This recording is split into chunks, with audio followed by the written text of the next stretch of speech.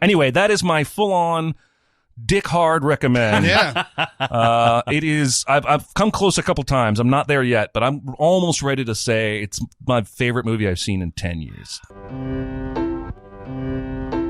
Welcome to SinCast, presented by CinemaSins.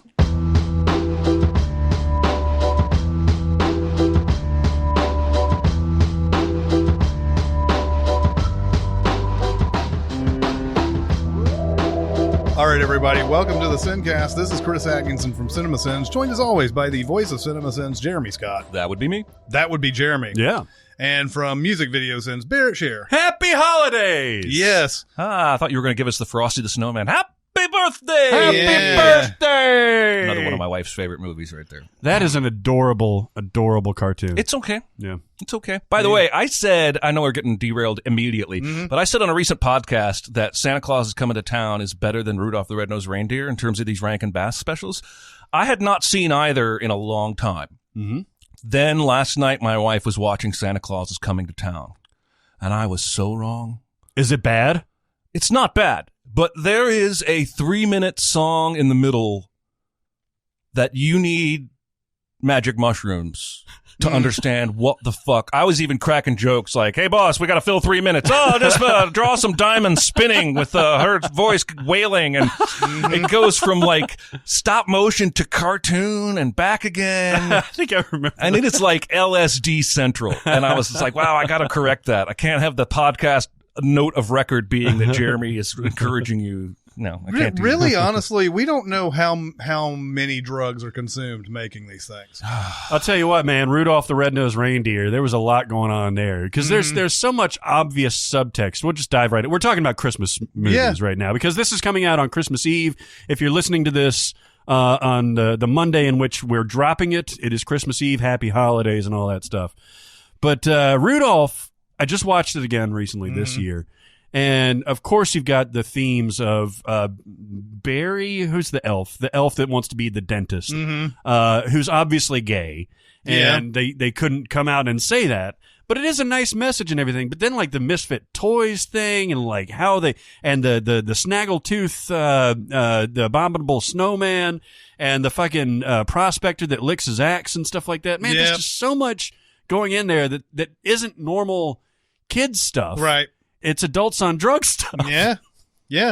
Well, even Mary Poppins. That's why I wrote that joke. Movie fails to give proper take drugs now warning. Yeah, because right. even that movie goes hard into, you took acid, right? Yeah. Here we go. Let's enjoy.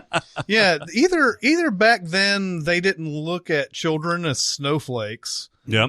Or they didn't give a fuck. That's true. There's a couple of reasons. There's a couple of things that could be going into that. Since this episode's sort of going to be free form, we mentioned Fleetwood Mac in the previous episode, and I went and looked up rumors to see how much was going on behind the scenes when they were making that. And like, so you had, Stevie Nicks and you had, what's the guitarist's name? Leslie Buckingham? Leslie Buckingham. Yeah. Lindsey Buckingham. They were both in a relationship and they were just breaking up at the time. But then they would still get together and do songs and stuff together, even during all this crap going on. Meanwhile, you had the McVies were also divorcing. Right. And it's funny. Like, I was reading this whole thing on Wikipedia and who just kind of like skates by and nobody. Nick Fleetwood. Yeah. Never hear a thing about that motherfucker. Because he's the drummer, right? Yeah. Like, he's just back in the back. Like, Yeah. He's like 7 feet tall, and he's just like, fuck it. He's like, this band has pretty much your name on it, and like you're not even the most famous person in the band. And so rumors they apparently were just doing all sorts of fucking cocaine making that album. And you can't listen to the songs without thinking about that. Like they were so high when they made, but yet they're so perfect, these songs, these perfect pop songs. But yeah, they apparently would just they would be in this studio and it would be like just really expensive sessions. and they would party all day and all morning and everything, and then when they were just tired and couldn't do anything, they would go and record. Oh wow! Yeah, they found the formula. Yeah, exactly.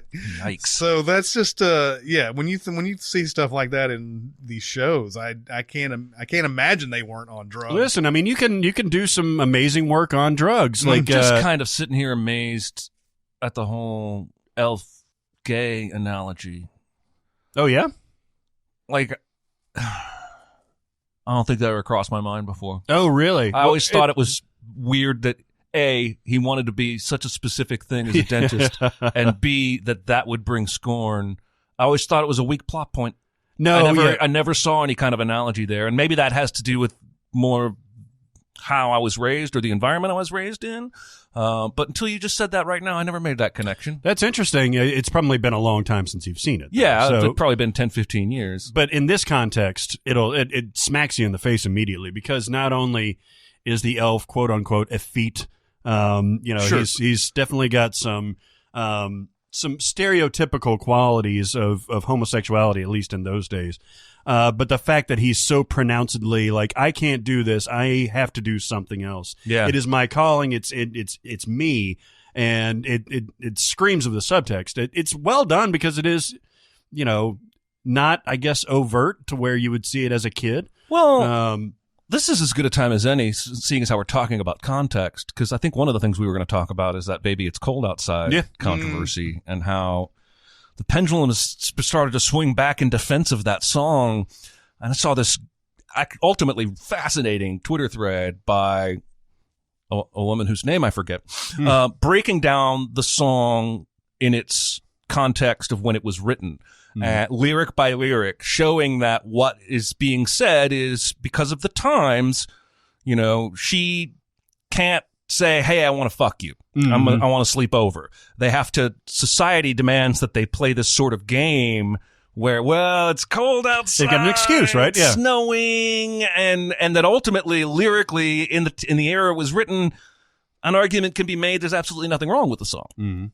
And I'm almost ready to just call this a hot dog sandwich issue. I was about to say, it's what it sounds like to me. I mean, I don't think it matters. There's so many people that have covered that song. It's in the movie Elf. Only in the last 2 to 3 years have there been voices rising up saying this song is inappropriate. And I think I've been one of them on the podcast jokingly talking about this before. Yeah. We've even joked, as an aside, about the Police and how half of their songs are about inappropriate shit. But if we go back and look at the context, there may be more to explain that. And isn't there maybe some Occam's razor type stuff going on here? Like, did we really write a song back then advocating rape? No.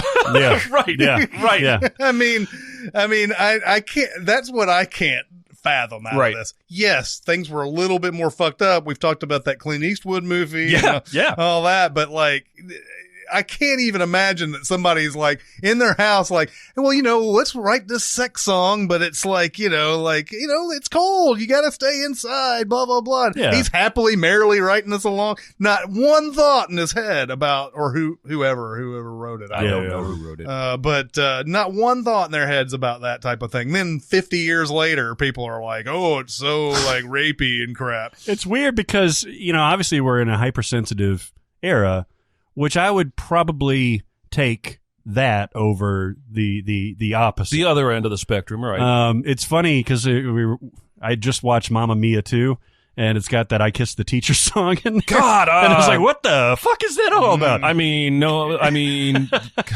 Because that derailed the entire movie for me. Well, yeah, because in ABBA's time, when they released it, all right, playful little lark about a student, doing... Doesn't really fun, but then they put it in a 2018 movie, and it's like, fuck you, man. Yeah, you really weren't paying attention. Or I think I wrote something about, I guess we're sending this movie. I think I wrote something about how, when you make a sequel and you're trying to use only ABBA music, maybe you've gone too far. Like, now we're using songs like this. I mean, the next one's going to have to use like Ace of Base or something like that. The Cardigans? Yeah, the Cardigans, yeah. Oh, that'd be awesome. But yeah, no, I think I actually was like you with the Baby It's Cold Outside thing, because it is creepy lyrically, especially when he's talking about have another drink and that kind of thing. But then you gotta like cool your ass a little bit. Cool your ass. Cool your jets, big T. As hyper liberal as I am, and as sensitive as I am, there's just some things that it's not worth being all crazy about. And I think something like this, it's hard to quantify though, because if you're like, oh well, it's cold outside, that gets a pass. What else is next? You know. Well, and that's the other thing that concerns me is this. In politics, they're using this phrase "whataboutism." So I'll stay away from politics and say, "Who elseism?" Mm-hmm. Because I feel like and I did a little bit of this the last podcast, where I'm sort of trying to compare, how we treat someone like Chris Brown versus how we treat someone like Kevin Hart. Mm-hmm. And there's always going to be examples. I saw somebody commented about, pointing out Nick Cannon showed tweets after the Kevin Hart thing about Sarah Silverman and Amy Schumer using the same kind of language. And I think that if we're going to go down this road, and apparently Sarah Silverman has said she's going to address it on her own platform and that she's never going to use that word again. And I think that's a conversation we can have. Again, if Kevin Hart had wanted to have a conversation, he might still be hosting the Oscars. Right. How he chose to respond is part of, he didn't get fired so much as he threw a tantrum like Lego Batman. And... But I mean, there's always going to be something else out there we can point to and say, well, that doesn't jive with this, right? Mm-hmm. Because again, we want a world that's equal, and it's just never going to be. Right. It's interesting that Secret Life of Pets 2 thing that's coming out, because they had to replace Louis C.K.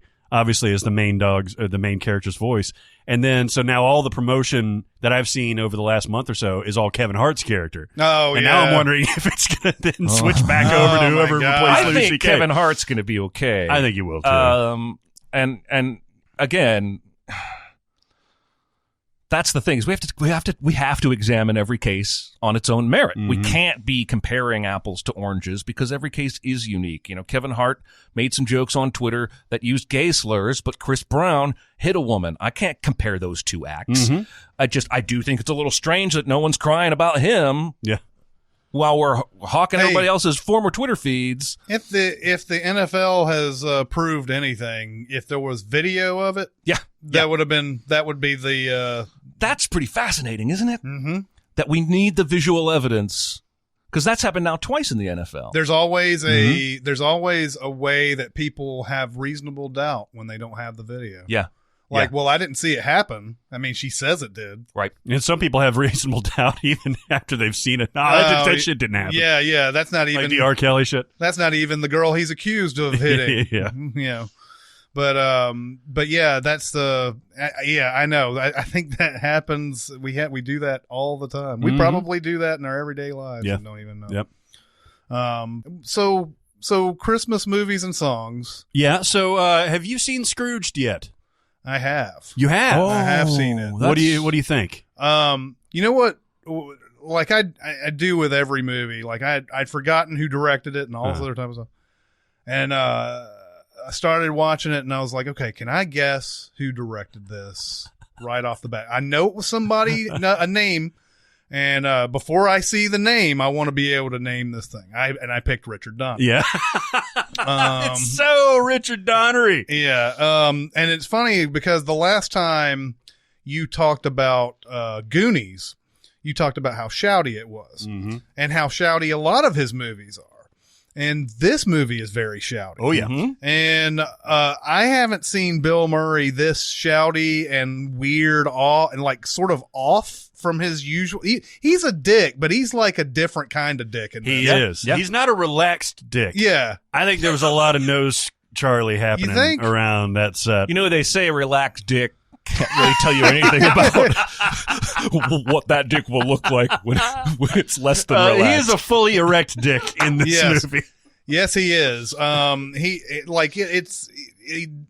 I was watching it and like the first 10 to 15 minutes are nearly unbearable. They're bad. Yeah. They're bad. Because of how hyperkinetic everything is and how loud everything is? Yes. Yeah. I love the like stuff at the very, very beginning where they're doing that like Bob Goulet's Christmas in the Bayou thing, and they've got the Christmas special with Lee Majors, and of course they got John Houseman to come in to be reading from a book on Scrooge on the Christmas Carol that they're making or whatever. So a lot of that's funny, but then right when they're doing all when it's just, there's something, Donner even back in 1988 was just cut. And like in the middle of sentences they're cutting and like and Bill Murray's just like, he breaks glass with the way, how bad he is. Yeah. And I was reading some trivia afterwards and Murray said he didn't get along with Donner at all. Oh, really? Yeah. And he said that this could have been a really good movie. But when I finally watched the final product, I saw that he only used one of the takes one of my takes. Oh, wow. On the movie. Like, I guess they did a one for you, one for me type of deal, and only one take did he that's see interesting. in there. Of course, there's conflicting information when you go through the trivia of Scrooge, because at one point it says Bill Murray said this script was amazing, and then another part down there said when he got the script he tore it into pieces and they made so who knows what really happened on that. Once it gets into the actual Christmas carol-y type stuff, I like it. Yeah. And I like the parallels that they put in there, like you're trying to figure out who's the Tiny Tim, who's the who's the Bob Cratchit, who are all these. I literally asked that as I was watching it with my wife or one of my buddies. It was I was like, so who is playing Bob Cratchit? Is it Alfred Woodard's character? Is it his brother? Like because they do kind of blend those roles. Well, yeah, and also at first I thought it was just going to be the Bobcat Goldthwait guy. Right, him too. Yeah, but exactly. then he gets straight up fired, and then there's like a running gag that he just can't get anything to drink. He keeps dropping the bottle, or somebody takes the bottle from him, or but then he ends up like really scary and comes into the studio with a gun and starts blasting and stuff. There are moments in this movie, but I think ultimately I don't know if I liked it. I think that's fair. Yeah. I love Carol Kane in this. Oh, she's great. She beats the fuck out of him. Yeah. It's so great. Carol Kane is so good in this. And Karen Allen, one of my all-time loves. She is adorable. She's, unimpeachable in this movie. Yeah. But for a reason, because everybody else in this movie is a scumbag one way or another. Yeah. Except for maybe Alfred Woodard. Yeah, no, I guess so. I guess those two, Alfred Woodard and his brother, and are his brother, who's actually his brother, his real brother. Yeah. Yeah, and then you got David Johansen as the cab driver, which is awesome. Yeah. He of the New York Dolls, and so apparently, I read another thing in the trivia for this that somebody from the New York Dolls saw this, and when he saw David Johansen in that role, he tried to throw himself out of a window. What? Yeah, he got that upset about it. That was. Imagine when he did Hot, Hot, Hot. Yeah, exactly. Anyway, Scrooge has got moments in it. I don't think on the whole, I'm a big fan of that movie. No, and I think I agree with you, because I think the main thing is that Donner ended up making the movie that was within the movie, because the movie within the movie, the Scrooge or Christmas Carol or whatever, is supposed to be dialed up to 11. You've got Mary Lou Retton doing fucking like somersaults and all that, and you got guns and murder elves and stuff like that.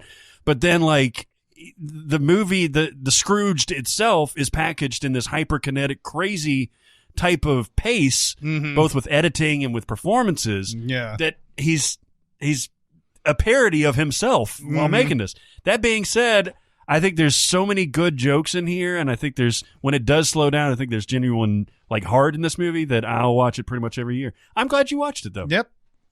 How about that Christmas Chronicles on Netflix? Any of y'all seen that shit? No, I'm glad that you have though. What do you think? This is as record warning as a movie will ever be. This is Kurt Russell, right? As yes, Santa? Because on the one hand, this movie is batshit insane. And I would not wish it on anyone. I haven't even heard of this. On the other hand, Kurt Russell is having so much fun really as Santa that it's worth watching the movie.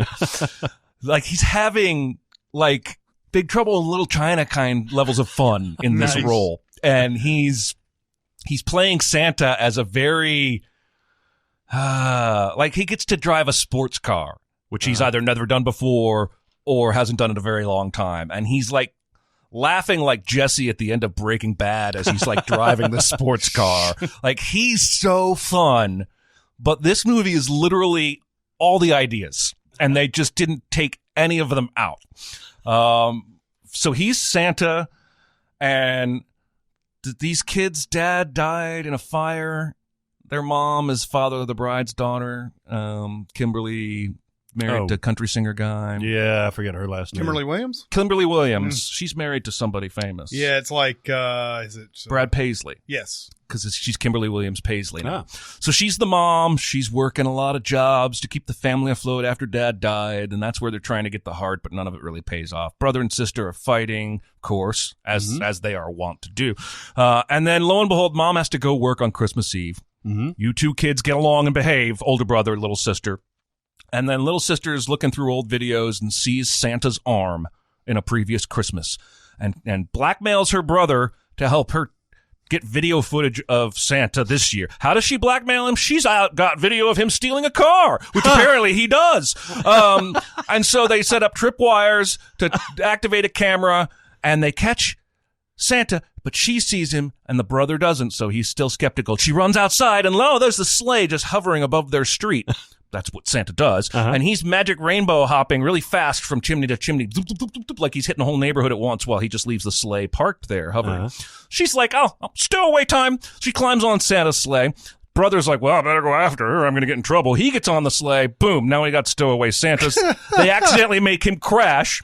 He loses his hat, which is where his magic comes from. He loses his bag of presents, which is necessary for Christmas. And the sleigh breaks. And they're in like fucking Chicago or some, I don't know where they're at. They're in like some downtown.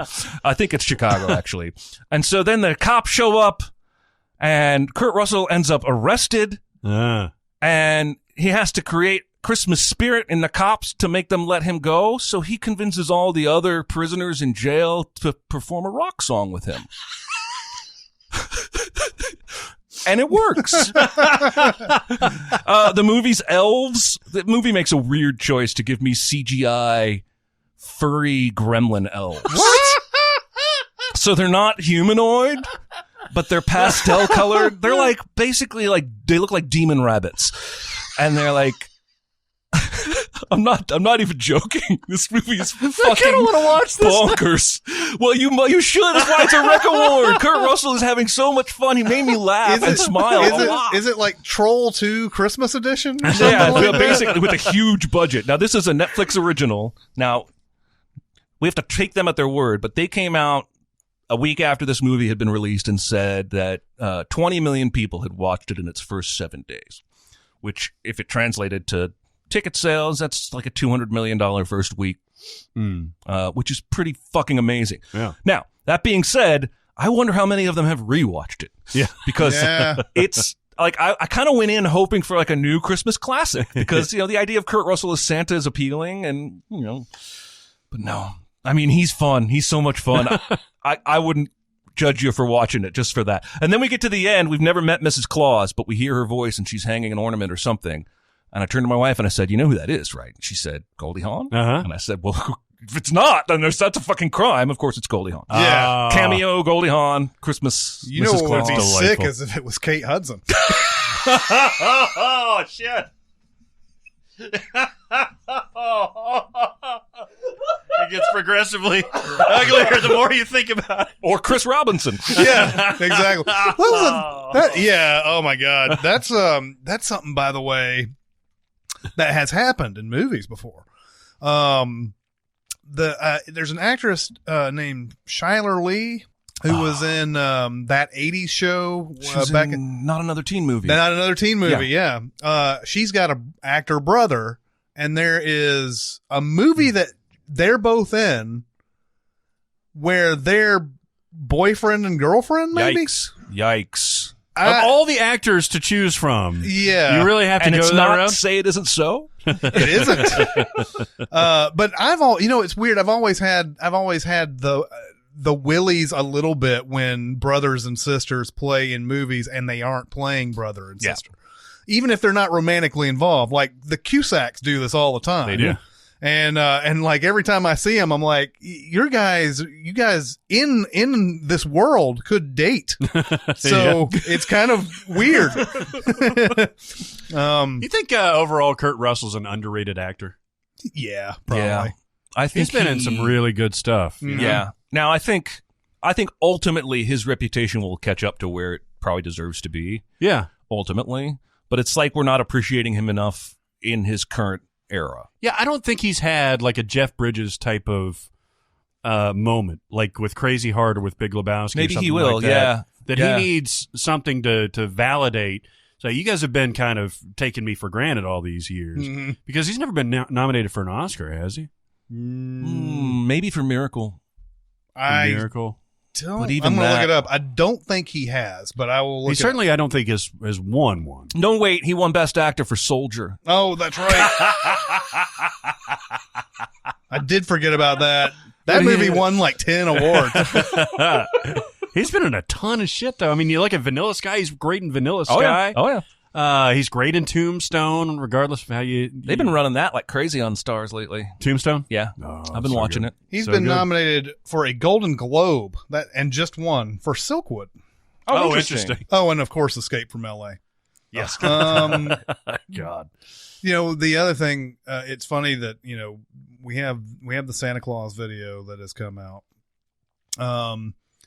One thing in that video that I've seen in a lot of Santa Claus's real movies is the odd thing about parents in those movies. None of them believe in Santa Claus, yet Santa Claus definitely exists. Yes. And I have a theory now on why Santa Claus is able to make his appointed rounds in one night, because 5 people believe in him. All right. Yeah. I can see it. He doesn't have to go very far. That's true. Oh, That's man. true. Luckily, it's all like within, sleigh distance. It's all within the greater Chicagoland area. It's all within apparently. Chicagoland. Yeah, fuck that movie, by the way. All you people who watched the Santa Claus or remember it fondly or whatever it is. Careful, you're speaking to my wife. No. Stop it, because that movie fucking sucks. I was the same. I had the same mentality until we did this Sins video, and I was like, "Oh, the Santa Claus. This will be really good." And fuck that movie. I was angry at it. And Tim Allen is just a fucking irredeemable asshole. The effects are shitty. The kid is shitty. Like the fucking Wendy Crewson looks like Uma Thurman in Pulp Fiction. The like kid is shitty. Yeah. The kid may be a psychopath.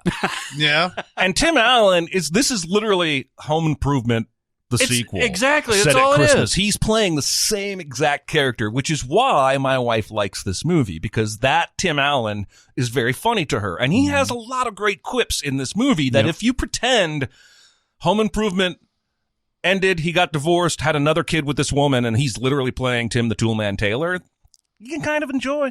Well, like, I think- all the cracks at Neil remind me of Jim Carrey ragging on the boyfriend in Liar Liar. That was an outtake in there where he's was waving at Judge Reinhold. He's like, "Jerry, enjoy my wife." Yeah. Yeah. So it's like he comes to pick up the kid and he's like, she says, "Do you want to know what he's doing? Or you don't want to know where he is? He's in his room playing Santa Claus with the reindeer riding on the chairs." And Tim goes, "I don't care what Neil's doing. I want to know what my son is doing."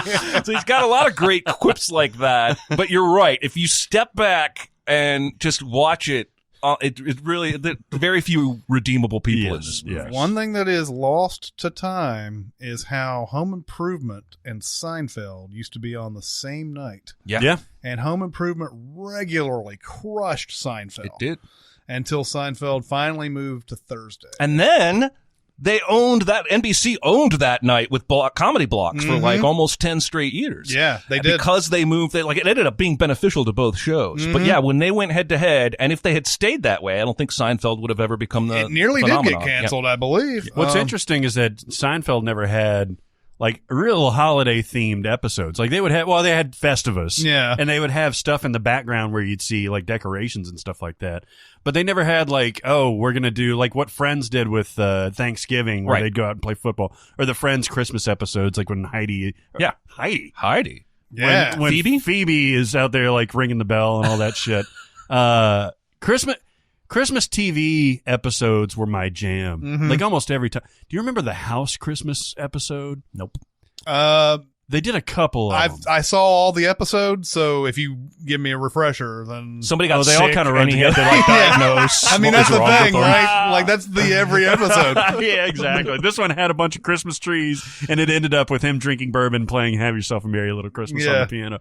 But like that stuff, for whatever reason, like Scrubs always did this really well. Friends always did this really well. House is one of the things that I thought about, but I'm just down with the Christmas episodes, you know?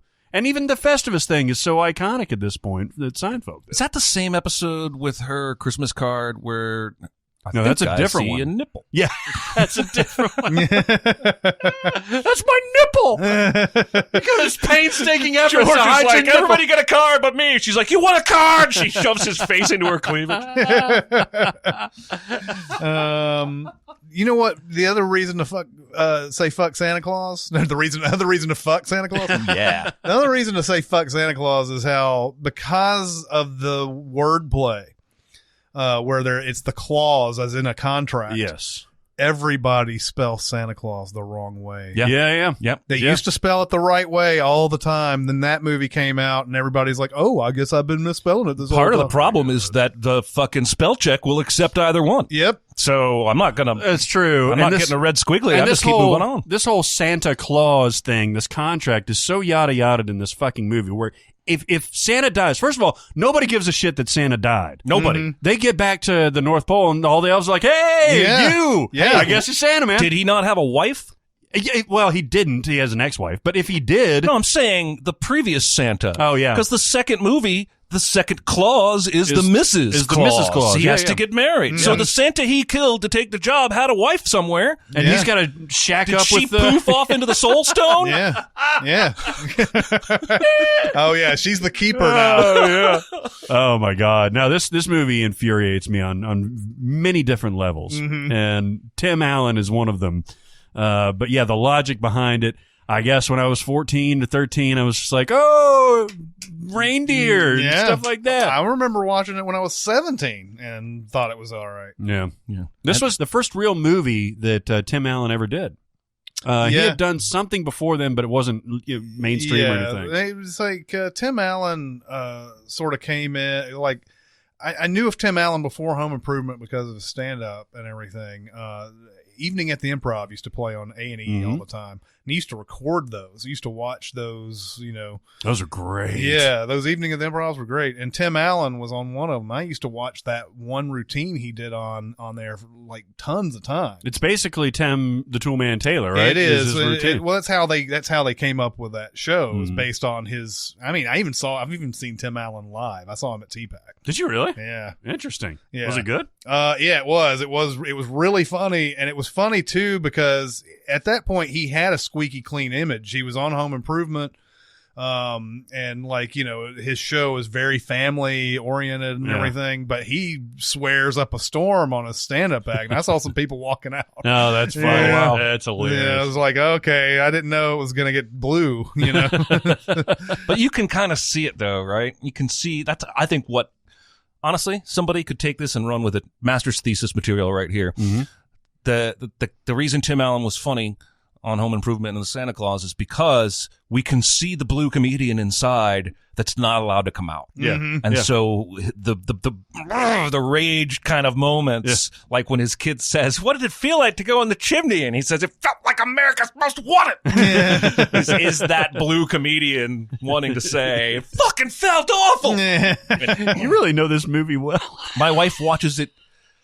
I think anyone judges me for this, I'll punch you in the face. My wife has probably watched this movie every day for the last week and a half. Oh, wow. Wow. Now, granted, it has been playing on TV on some channel. Right. She has yet to put the DVD in. But if she sees it, she watches it when she's flipping channels. Like, it'll supersede new episodes of her favorite shows if that shit is on. Wow. I just, I'm... Do you What are you remember gonna do? Santa Claus, the movie? Oh, yeah. Oh, yeah. Dudley Moore? I never I watched don't remember it. anything about it, but I don't I either. saw it. I don't either. I also remember it was PG. And Yes. I was like, why is that PG? Because at the time, I was like, PG means there's some real shit in there. Which Yeah. actually, in the 80s or the early 90s or whatever, This you was could- 80s. You could have like titties and shit in there, Yeah. and like Titties and shit. and like actual like profanity in there. It famously done in Airplane 2. Yeah. But still, man, remember that era? Like, now PG literally means you can show this to your, like, zygote, and it's not going to offend you. Yeah. Right? Zygote. Like, G might as well not even exist. Yeah. Yeah, exactly. though G is for like Veggie Tales. and Yeah, stuff like exactly. that, Or yeah. that shit on, like, there's some crazy kids programming on Netflix, too. Like, it's just some shit you've never heard of if you don't have, like, a 2-year-old. But then you go visit somebody who's got a 2-year-old, and you're like, what the fuck is this? Yeah. Oh, yeah. I just put that on. They watch that all day. One thing I did want to mention, Yes. Jeremy had talked about how a few of my favorite things had become a Christmas song. Pissed me off. So I just watched The Sound of Music, I think last night or the night before. And The Sound of Music is typically played around Christmas time. And it does have some Christmas overlap in some of the scenes, but it's set in Austria and Vienna. And It takes place over months, if not longer, right? Yeah, but it does have a very holiday feeling to it. And I came away with it thinking like, wow, this kind of got me into the spirit for the holidays, even though it's not specifically a holiday My movie. wife is trying to tell me this year that You've Got Mail is a Christmas movie. Doesn't that happen over Christmas? Well, You're dealing with the same thing where Christmas occurs during the movie, but the movie takes place over like 10 months. Sleepless in Seattle does, for sure. Yeah, well, because New Year's is where she meets him at the top of the Empire State Building. What are your reasons, Chris, for the Die Hard determination? Okay. So, first off, let's go with the abstract. This is not a movie that you think of when it's time for the holidays. Like, there's not the usual tropes of holiday movies in this. It's not families getting together. It's not it's not getting gifts. It's nothing of that sort. It is set in Christmas, yes.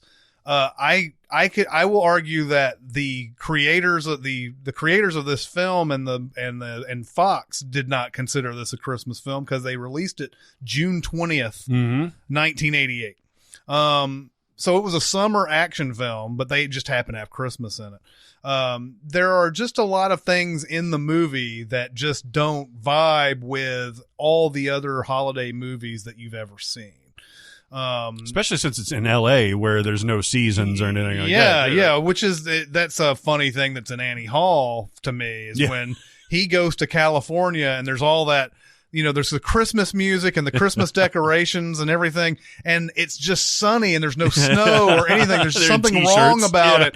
It's like the beginning of Almost Famous is like that too, because it's Christmas time. Yeah. In the beginning of Almost Famous, but they're like driving in sunny California. Yeah.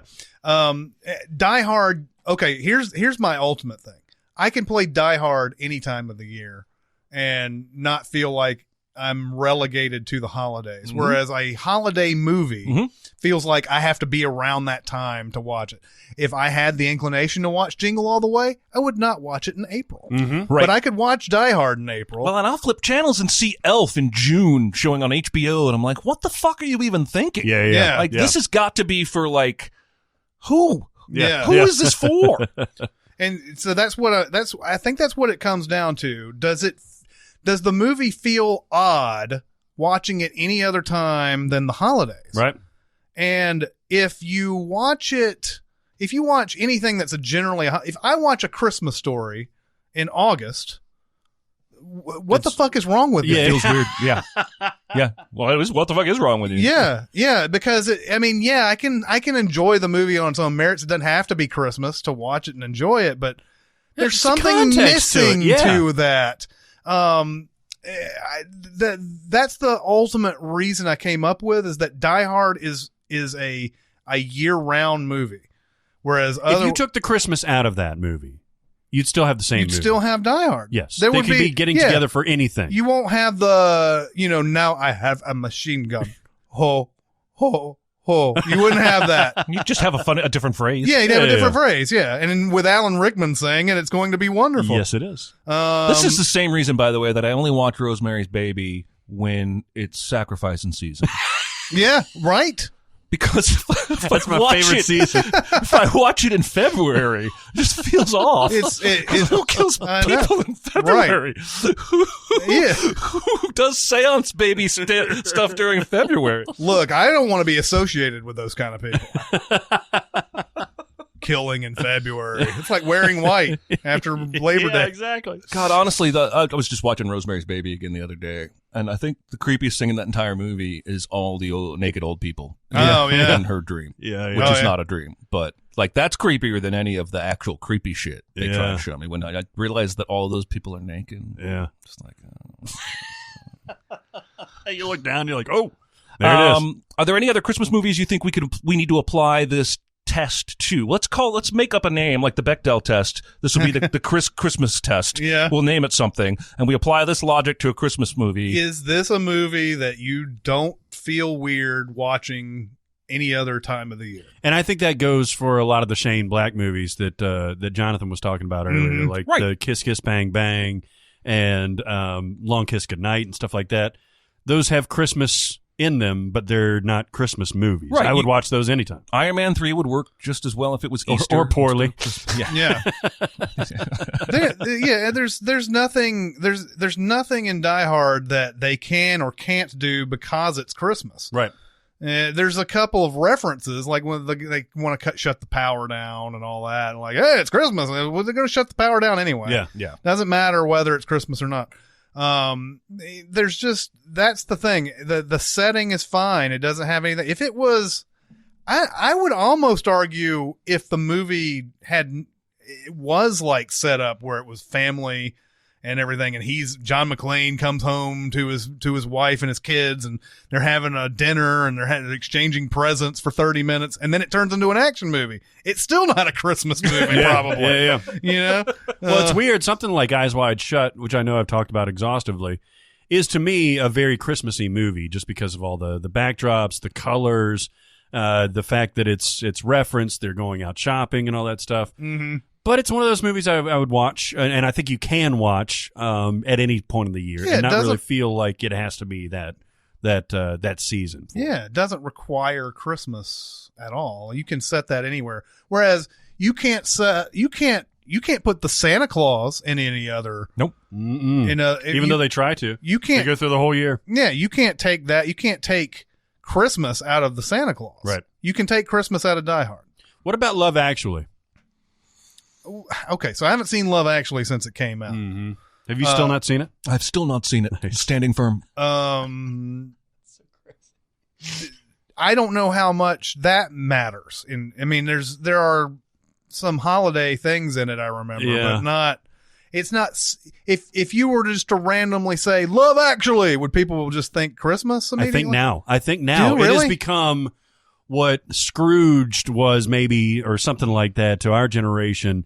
It's become like the go-to Christmas movie. Like I used to, when I was working at the lab, the women that were working on my staff were all like 20-something women, mostly, almost all of them. And they would get together and watch Love Actually. And I was like, oh, because it had been since the theater since I had seen Love Actually too. And I was like, why are you watching that now? And they're like, oh, it's like a Christmas classic. And I'm like, oh yeah, I guess there is Christmas in there. Man, I may have mentioned this before. Love Actually, I've only seen the movie one time, but it conjures the same horror story that From Dusk Till Dawn does for me, because it had one of the worst movie disasters I've ever had as a projectionist. And it was a sneak preview before the movie came out, all that. And, especially at that theater, which had a lot of static problems and stuff like that. It was one of those where it must have happened like this disaster must have happened either slowly and just nobody saw it happening. Because it was like that projector was like right next to us. I didn't hear anything weird or anything like that. But like, did it get tangled? Yeah, I got it. That's one of those where it was spaghetti. Once it brought the film through, once it brought like 2 layers of film through the brain, and like it started doing, and it threw off the platter and all that.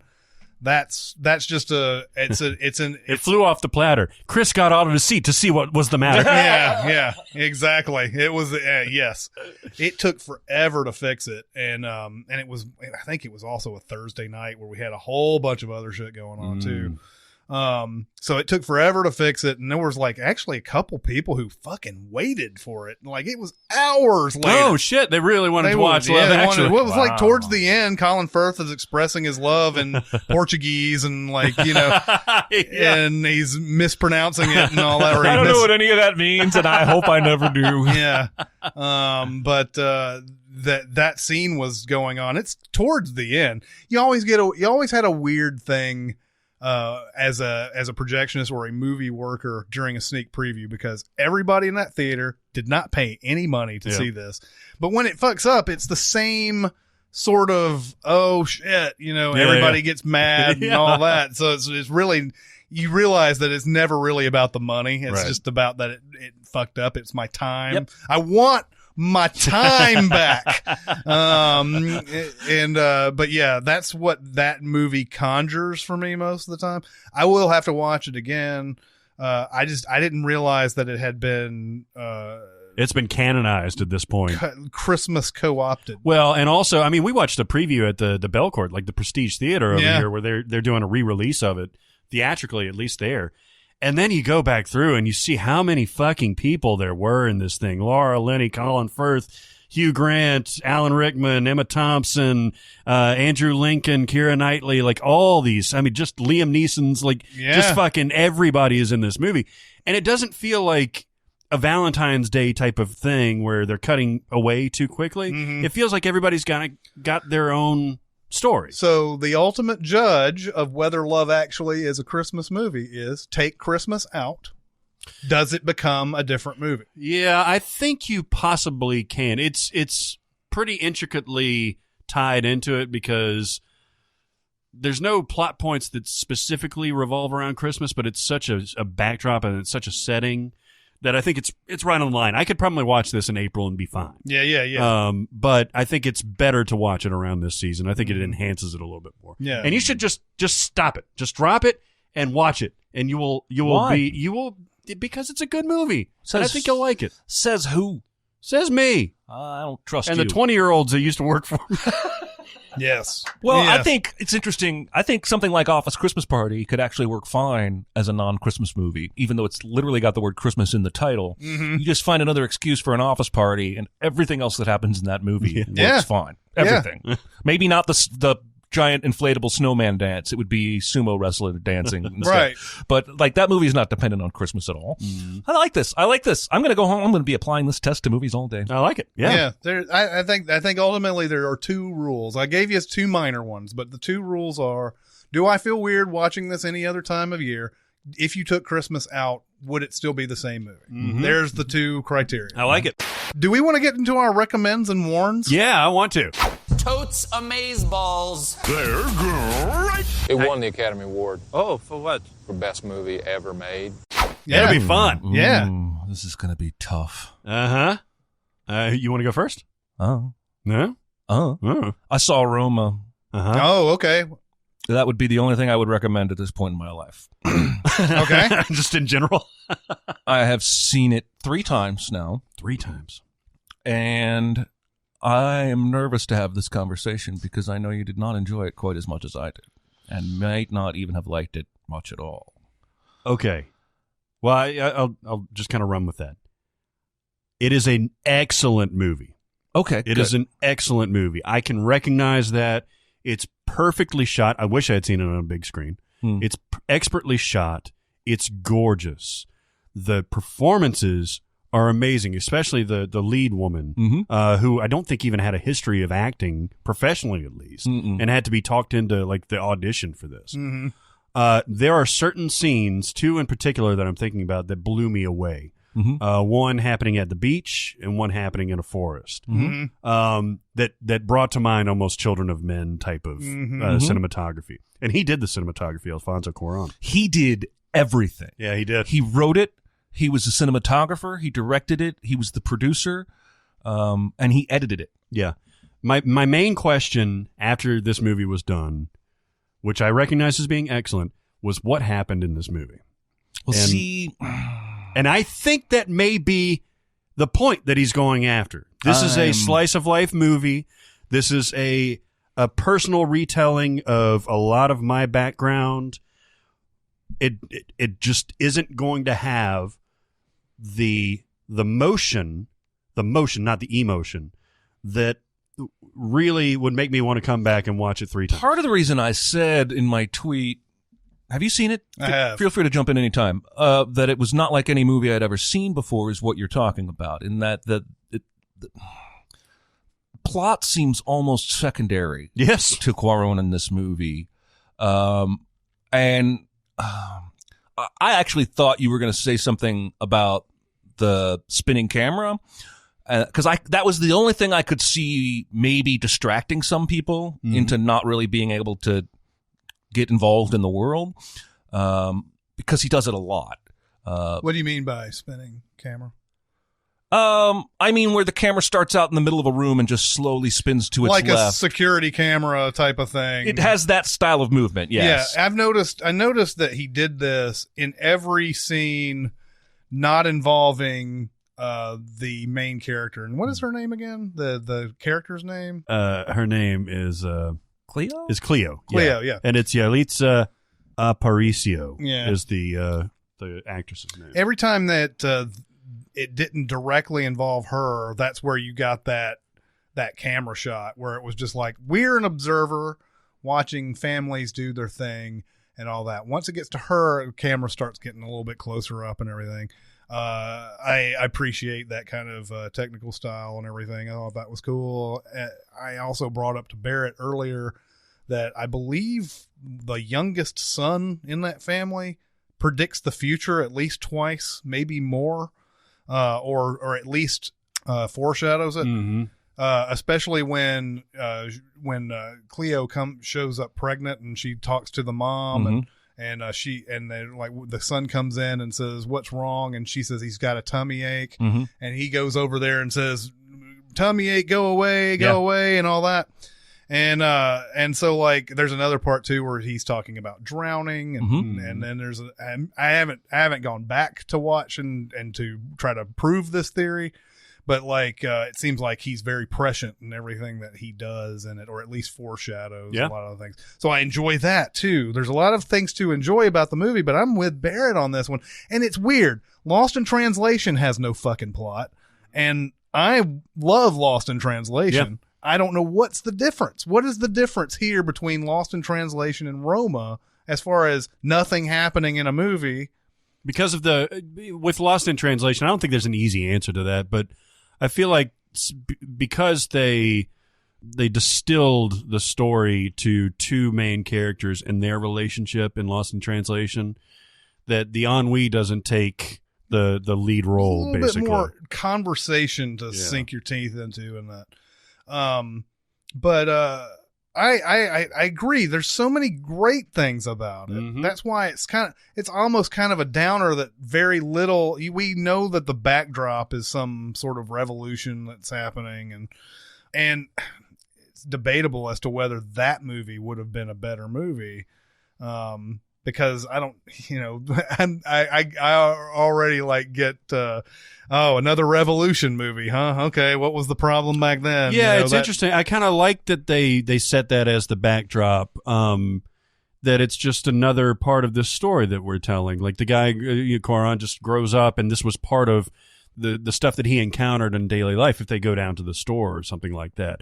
But he wasn't mired in there. He wasn't like, super involved with the ins and outs of the revolution, because I guess he was too young at that point. But that revolution scene, actually, or that riot scene, is another one of my favorites, and definitely evokes Children of Men type of vibes. That was the scene where I realized the audio was the most impressive thing about this movie to me. Yeah, that is great. Because I feel like he put the amount of thought into the audio and how it pairs with the camera when it spins, because they're in that department store before the riot and we see the street, and it goes back around and we start to hear the roar before we really see what's going on, and because he's moving that camera so slowly, like it frustrated my wife a few times because she wanted it to get there and show her what she's looking at, whereas I was able to appreciate the tension he was trying to build.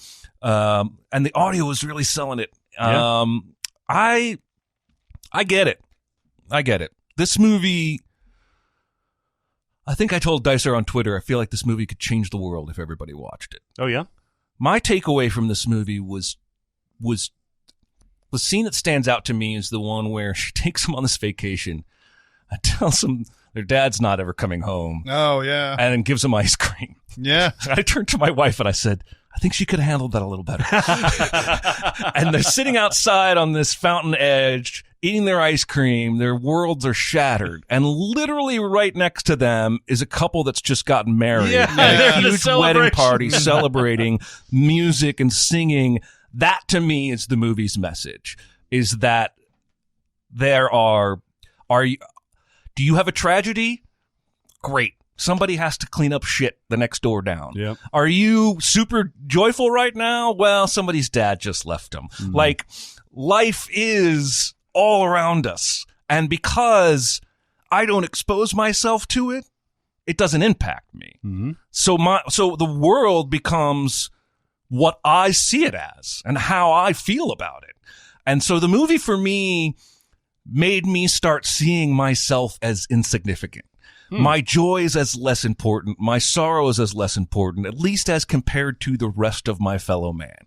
I have had moments since this movie where I got frustrated or upset about something, thought about the movie, and then got less frustrated and realized, you know what, in the grand scheme of things, but I think that's what the movie is. It's life. That's why it has no plot. It's because very Buddhist. Life is both tragic and joyous for all of us, and none of us escapes that. Interesting. Anyway, and men are dicks too, by the way. No men in this movie come off. the older brother is the older brother kills me. The movie nails that age when you hate all your siblings, because like he doesn't want to share his candy. And the grandma makes him share the candy with the sister. And when he tosses it to her, he says, "Here, get fat." Yeah. And I just was like I saw. It's such a throwaway line. Yeah, and I saw. It's so crazy to me how much of myself I was able to see in those kids, considering how completely removed my life and upbringing was from this, this film, right? I didn't grow up in Mexico. I didn't grow up in a household where we had housekeepers or nannies. I was not raised by a nanny or a housekeeper. You would think it would be a very hard movie to relate to, and I think that's why I think it's so magical, is that it ultimately became incredibly easy for me to relate to. Because at the end, when you strip away the culture, when you strip away the revolution, when you strip away the language we're speaking, we all have the same ups and downs. Yeah. Sads and happies. Anyway, that is my full-on dick hard recommend. Yeah. It is, I've come close a couple times. I'm not there yet, but I'm almost ready to say it's my favorite movie I've seen in 10 years. What are we missing, Chris? Because I don't know that you're missing anything. It's not like you're on an island. Like I feel like I am on an island, or we're on an island. I feel like we're in the minority. Leonard Maltin is raving about this movie. All the critics. What we were talking earlier, it's got like an average of 9.1 or something like that on Rotten Tomatoes, 8.5 on IMDb. There's something I'm missing something. Something to be said though for a movie that is as technically brilliant as this. Yeah, I recognize that it's a gorgeous. It's important to point out you guys movie. aren't saying it's bad. Right, you guys right. aren't saying you didn't like it. Yeah. You guys are saying you didn't like it quite as much as everybody else did. This is how I felt about Infinity War, by the way, because people seem to think that I hated that movie when I was like, no, I just didn't want to have sex with it. Yeah. I liked it. I just didn't want to take it on a date. Right. But yeah, I mean, it's definitely worth seeing. It suffered a little bit from expectations from me because Alfonso Cuarón, I think, has hit home runs almost everything he's done between Y Tu Mama Tambien, and I think Great Expectations and the Harry Potter movie and Gravity and Children of Men. Like he's top of the line, top of the line. I think he's and I've had a lot of conversations with Dicer about this privately on Twitter. I think he's Hitchcock. We won't know it for another 20 years. Like he has, and again, Dicer has this game he plays called the Hitchcock game, where how many directors can you name that have 5 great movies in a row? And it's almost impossible. Rob Reiner's like the only one we came up with. But Cuarón would be pretty close now with Y Tu Mamá También, and Prisoner of Azkaban was after that. Oh, It's God. probably borderline great and good. Yeah. I think it's one of the better Potter movies. Oh, yeah, definitely. And then Children of Men in there, Gravity, and now this. Yeah. Actually, Azkaban almost had to come after Y Tu Mamá También. Yeah, because Great Expectations was before Y Tu Mamá También. Okay, so, Y Tu Mamá También, then Azkaban, then Children of Men, then Gravity, and then Roma. Yeah. So no, he's I on think the cusp. you're right. Even though I didn't like this as much as I think any of those movies, I think I like this better than Y Tu Mamá También, even though I love that too. Just the balls on the guy going, this is the vision I have. Mm-hmm. No one's going to understand it until it's all the way done, but I know I'm on the right track. So let's do this. Let's shoot in black and white. Yeah. Let's do the spinning camera. Let's shoot in all foreign language. It may be something that I come back to and realize all the little things and how it all works together. Like, pulling the car in, that enormous car, to that tiny little garage. Like, there's got to be some sort of subtext there. It could be like a Kubrick film or something like that it takes multiple viewings to kind of untangle all that stuff. Sure. Yeah, and there's stuff with the dog that I think probably means more than I'm catching. There's dogs every fucking where in this. And there's fucking geese in the middle of the street. That one scene where there's just like 2 ducks going at it. I actually said to my wife, they're fucking. I pointed at the screen. The airplanes, I think I've got figured out, but there's a lot of it very intentional airplane overhead imagery. Yes. What is my take at this point is just that it's another subtle visual reminder that it's just another day. Like whatever you're going through right now, to somebody else, it's just another day. It may be the most tragic thing you've ever experienced. It may be your wedding day. The guy next door to you, it's just a Wednesday. Just the planes are still going overhead. That was my take. I actually said early in the movie, I'm never gonna know what those damn planes mean until I get in a room with this motherfucker. Because for a while it baffled me, but once I kind of came around to my understanding of what I think he was trying to say with the whole film, the planes kind of fit into there. That's interesting. Anyway. I like that. This is something that I'll watch again. Yeah, and there's going to be there'll be all sorts of like little symbols and stuff like that. I mean, the car thing is a funny thing to watch when the dude's trying to park his car. It ultimately just means he doesn't fit here. Right. Yeah. I mean, it's just you have that. That's as basic as it gets. But then you get some more stuff as you get further. Well, and then when drunk mom tries to park the car, she doesn't care if he fits there anymore. Exactly. Taking everything and out, decides man. to sell it and get another one. But yeah, You guys got recommends? Yeah. What do you got? So I watched a couple of Buster Keaton movies over the weekend, and I had seen The General 20 years or so ago. I really enjoyed going back to it and watching it. Buster Keaton, much like Chaplin, just was perfect for this era, the silent era. Could express so much without over-emoting or anything like that. The General is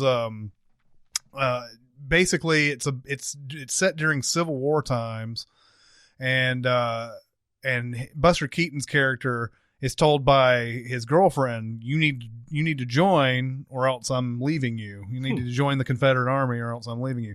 It's an odd thing about The General. The Confederate Army is the protagonist in this, and apparently this is something that was based on, I guess, somewhat of a true story. I haven't looked into that, but he's a train engineer, and like the reason why they don't let him be a soldier is they feel like he's more valuable as a train engineer. Like they he'll do his best work while still on the tracks, and so while he's trying to figure out what is it, because his girlfriend gives him the ultimatum. He's like, you didn't even stand in line. He does stand in line. There's a big whole funny thing with him trying to stand in line and try to get into the army, and they won't let him in. And then there's a point where a guy in the front of the line isn't even looking, and the clerk is like handing out like a pass to go into the army or whatever, and he goes over and steals it and tries to run away. But he's trying to figure. His girlfriend gives him the ultimatum: don't ever come back to me until I see you in uniform and all that. Fortunately for him in the plot, she's on the train when the Union Army comes in and steals a train, and they have this plan that they're going to come in and they're going to flank the Confederate soldiers and all this. They're going to win. They're going to have this surprise battle and everything. And he gets wind of it, so like it's a chase scene all the way through. Him chasing them. And then like all the different little mechanics of what they can do with trains, and like taking cars out and putting like stuff to block the tracks and all this stuff they keep doing. And at first they think it's the whole Confederate army coming after them. And then they realize it's just him. So then it becomes a chase scene coming back the other way. Oh, awesome. And Buster Keaton is fucking great. And there's a scene in there. It's a famous shot of, cause they did everything real back then, of a train going over tracks and just the tracks just collapsing and the train coming down into the water and everything. Very short, hour and 7 minutes. Excellent movie. If you want to see some real, like, amazing physical comedy and everything, and this one, not as much of a comedy as you'd think, maybe more of an action film than a comedy, but it's got a lot of comedy elements in it. If you want to dip back into the silent era, watch The General. It's really good. His other one, Sherlock Jr., just as good. He's a film projectionist. Oh, nice. Who is reading a book on how to be a detective. And so like he wants to buy something for his girl. He buys it.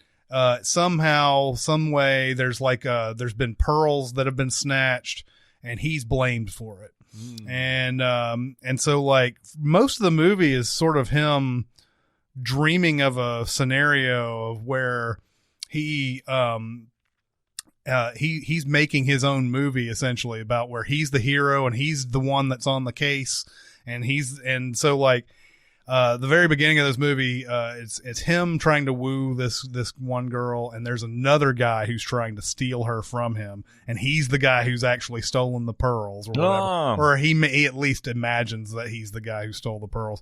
But very beginning, he's accused of it, and so they're like, we don't want you in this house ever again, and all that. So he's like he's at his job running a movie or whatever, and he just falls asleep. And he starts imagining himself walking into the movie screen and being in the movie itself. And there's a great just tour de force type of thing where the scenes are changing up on the screen. And it's like he'll be on a rock and he'll be about to fall off the rock, and then it'll change, and then there'll be like he'll be in the middle of two lions or whatever. Wow. And it all looks just amazing. Like you think about it, like this is like in the 1920s when this movie was made. It's hard to imagine like how hard that must have been back then to pull that off. And I think it's basically a stage, but it makes it look like it's an actual movie screen and everything. So yeah, the whole thing is him trying to figure out this thing, trying to solve this pearls mystery or whatever. By the end of it, obviously, it's very happy or whatever. Yeah. 45 minutes. Ooh. Just, you can watch both of those movies in the amount of time it takes you to watch Braveheart. Yeah. Did this come on TV, or did you break up in like I have a monthly thing that I go to. There's a bunch of friends who like pick movies. It was my week. Oh. My month this month, and I picked these two movies. Oh, cool. I've seen a lot of Charlie Chaplin movies. I don't feel like I've seen enough Buster Keaton. I haven't either. And I've seen The General before, but I had forgotten a lot of it. So I got a little refresher on that, and then saw one I've never seen before. And guy we were with also suggested one of the shorts. I watched one of the shorts called Cops. So really good. All those were really good stuff. I don't get a chance to dip down into the silent films very often, and those are all excellent. Awesome. I would recommend. Buster Keaton versus Charlie Chaplin. Yeah, I haven't seen enough to really say. Isn't there one like way or the another other. one that we don't, none of us give the right credit to, who was like, It's like the Three Tenders, the other guy.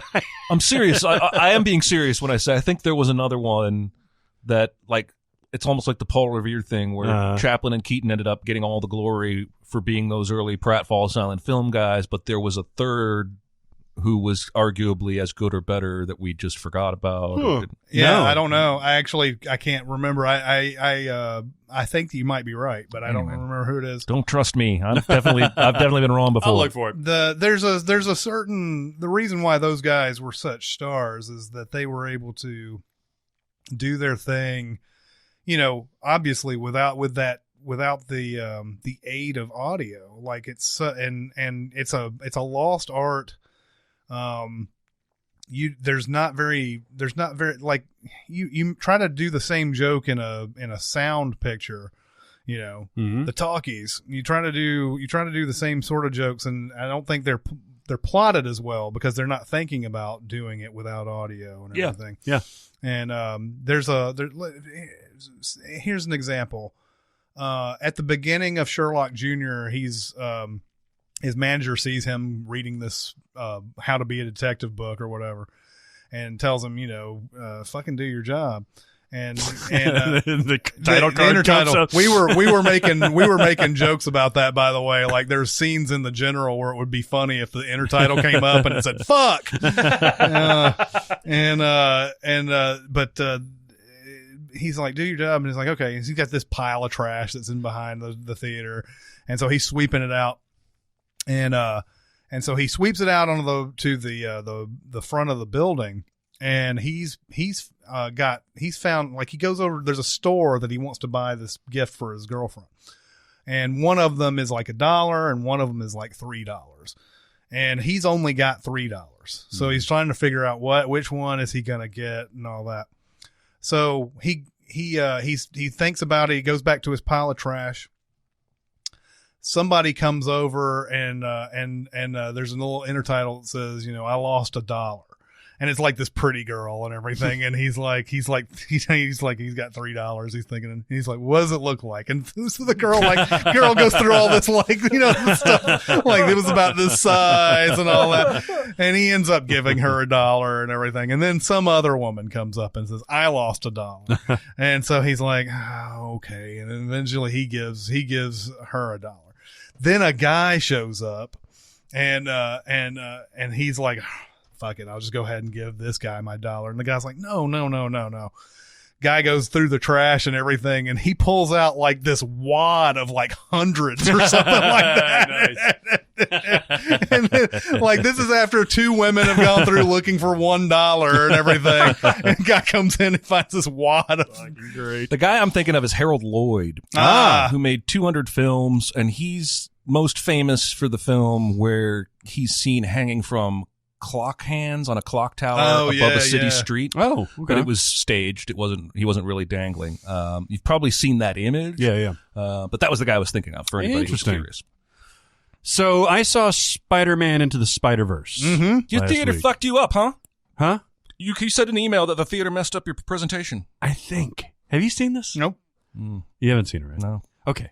So I can't tell what was intentional and what was not. And there's a couple of things that I knew were intentional. So it's super hyper stylized it wants to look like a comic book. So there are times where there'll be blue and red outlines on the outside of the characters intentionally. Mm-hmm. That being said, it looks like it could have been made for a 3D showing. So I was worried that I was in a 3D print, but nobody else had glasses on. So I was like, all right, that's fine. That part was fine. The middle of the screen was almost always sharp and clear, but there were several times during this movie where the background was super blurry. Again, that may be a stylized choice, but it was distracting. If I know for sure that that's what they intended to do, and I watch this again, I'll probably love it more because I love this movie. Sure, but there was something visually off, and if it were intentional, then I don't know if I agree with it, but the other stuff in here is just spectacular. Mm-hmm. What I enjoyed about this movie was less so the visuals. The visuals are fine. They have some like Scott Pilgrim-esque type of thing where they'll do like a dialogue as he's falling down, like cool, or something like that. And there'll be like thought bubbles over their heads sometimes. But the story and the voice talent is the reason to go see this movie, I think, because the story is spectacular. Not only how they justify how they get all these people, these different versions of Spider-Mans from the different universe to come to this one, but also the character development for Miles Morales, the character development for the parents. The humor in this is fucking on point. And the villain is one of the better villains that I've seen in forever. Now, I haven't watched all of Daredevil, but Kingpin is in Daredevil, right? And Vincent D'Onofrio plays him. Yep. The Kingpin in this movie is a very comic book version of Kingpin. He fills the entire frame. Like it's a tiny head. You've probably seen it from the comics. A tiny head with a ginormous body. Yeah. But it plays to such dramatic effect that it works super, super well. Lily Tomlin as Aunt May is a fucking badass. Haley Steinfeld as Spider-Gwen or Gwen is delightful. One of the scene-stealingest, maybe he steals the movie, is the noir Spider-Man, who's voiced by Nicolas Cage. And it's fucking hilarious. It is absolutely amazing. Not to mention John Mulaney as Spider-Ham is really good too, but that's a character that you could see kind of trying to steal it. Right. The noir one is so far out of left field. It's great. This is so high on my list, and I still I'm don't take this the wrong way, Patreon fans and members, but I'm bummed that I have to see Bumblebee before I can see this movie because we have to do a mini pod of Bumblebee. Yeah. That's right? Yeah. Okay. But this is right up there. If I had to choose, this would be the next movie I saw. And again, I keep harping on this visual thing, but it was so distracting. If I either just reconcile that in my brain that was an intentional choice, or if something was fucked up in my theater and I see a clearer version, because I haven't seen people referring to the blurriness in particular. My guess is that it was fucked up by your theater. I've been to that theater, and I don't think they know what they're doing there. Okay. In fact, I have to always think, do I really want to deal with this theater when I go to a movie? Because I've never seen it that bad before. I know that we've had our issues, but that blurriness that you're talking about could be a couple of things. First off, having seen the trailer for Into the Spider-Verse, I don't remember seeing any stylized blurry things in that. Right. That's the first clue. If that was something that was, if you saw that in every scene, not every scene, and that's again. Whereas I could talk myself into it being an aesthetic choice. But, usually, it sounds like there's a couple of things. One, either you had, a lens with some lens either misplaced in the projector, or you had 3D polarizers that were still on the projector when the movie was running, which is something that not only blurs things, but it also takes away a lot of your light. But if you didn't notice any light issue, then it probably wasn't polarizers. But my guess is that theater fucked you. I see. Well, despite that, everything is awesome. Yeah, about it's still this your movie. recommend. That says a lot. I think. It's fantastic. This is a whole universe that I could have spent. Even though it's on the long side of an animated movie, I could have spent more time in. In fact, I think Leonard Maltin actually said that the length was a bit of an issue for him. I love this stuff, man, and the fact that you can get all these other Spider-Men in there, and the way that they interact. There's one scene where they're trying to hide from his roommate, from Miles's roommate, and I won't spoil any of the jokes that happen there, but it's just drawn and executed perfectly. It's maybe in the trailer actually. They're up on the ceiling, all together and moving at the same time when he moves, and it's perfect. It's absolutely perfect. So this has my highest recommend. Absolutely awesome. Yeah. It also did very well too. I wasn't expecting it to. That's very cool. I was pretty on record as thinking this was not bomb, but it wasn't going to do what they would hope it would do. Now, $35 million domestically is amazing. Mhm. It will be interesting to see how it plays once Aquaman and Bumblebee both open. So it still has like that, still has a chance where it's like, but it's coming. It's Christmas. Christmas movies always get the buoy, man. Doesn't matter how bad it is. Like I remember everybody saying, and I like this movie. I remember Valkyrie coming out around Christmas, and it was not considered that big of a hit. It was like, I think it just basically played through Christmas. Like it ended up making like a decent amount. Not a huge hit, but that Christmas thing, man, it just buoys. You gotta find a way to, and plus this is rated PG, which is interesting. I felt less reservation taking the kid to it, and he loved it, by the way. There is like some heavy themes in this. Like this thing gets real, both with particularly with Miles's family. What a cool background this kid has, man. Like he's super charismatic. He's really popular in the neighborhood. He goes to a charter school. His dad's a cop played by David Tyree Henry. His uncle is Mahershala Ali and just voiced to perfection. His background is yada yada in a good way. Like he's got Hispanic roots and African American roots. That doesn't really affect his character or the way other people perceive his character. I read an article that they intentionally didn't give subtitles for the Spanish speaking because they wanted it to be immersive, like his real life would be. Yeah. And they thought subtitles, when he switched to Spanish, would pull you out of it more than just showing you that bilingual people slip in and out of the languages pretty regularly and not necessarily with reason. Yeah. Anyway, so yeah, I'm very, very, very excited. That's Glad very you cool. liked it. That's very cool. Well, how about some warns? Do we have any warns? I really only just came prepared to talk about my Infinity War theories. Okay, so I've got a Wreck-A-Warn, and this is a stupid Wreck-A-Warn, and I realize that. Okay, because I would never warn someone not to watch Avengers Infinity War. It is a very good movie. It is a spectacular spectacle. Nice. It has everything. It's got Abe Vigoda. Like it's got all of your favorite superheroes. It's got, hero shots galore. It's got amazing action, including throwing a fucking moon. You can see there's like nice witty banter and all that stuff in there. But I felt a twinge of this when I watched it the first time, and it honestly took me forever to see this again. But when I watched it again, now I've seen it about 2 or 3 times since. This movie has too much going on in it, and it's too much. It's not like just enough, and like all right, we crammed this in there and that kind of thing. Because I think something like X-Men, the first X-Men movie, had a lot going on with it, but was able to deftly maneuver that. Same thing with First Class, probably. This one is just overworked. There's no reason necessarily for Black Panther to be in here. Shuri is just, a passing thought as this goes along.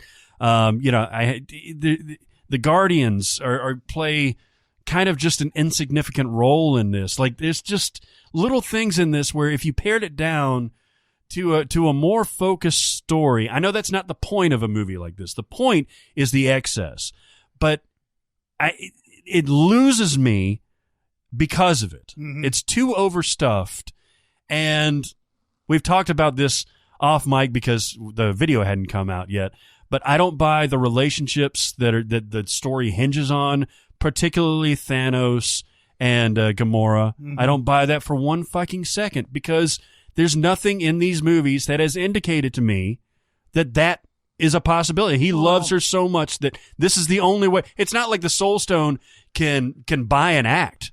Like, oh, well, he looked like he was pretty good. It knows your soul. It realizes that this is an actual sacrifice.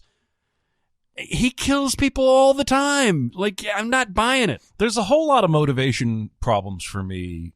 What's funny is the more I watch the movie, I think I like it a little more.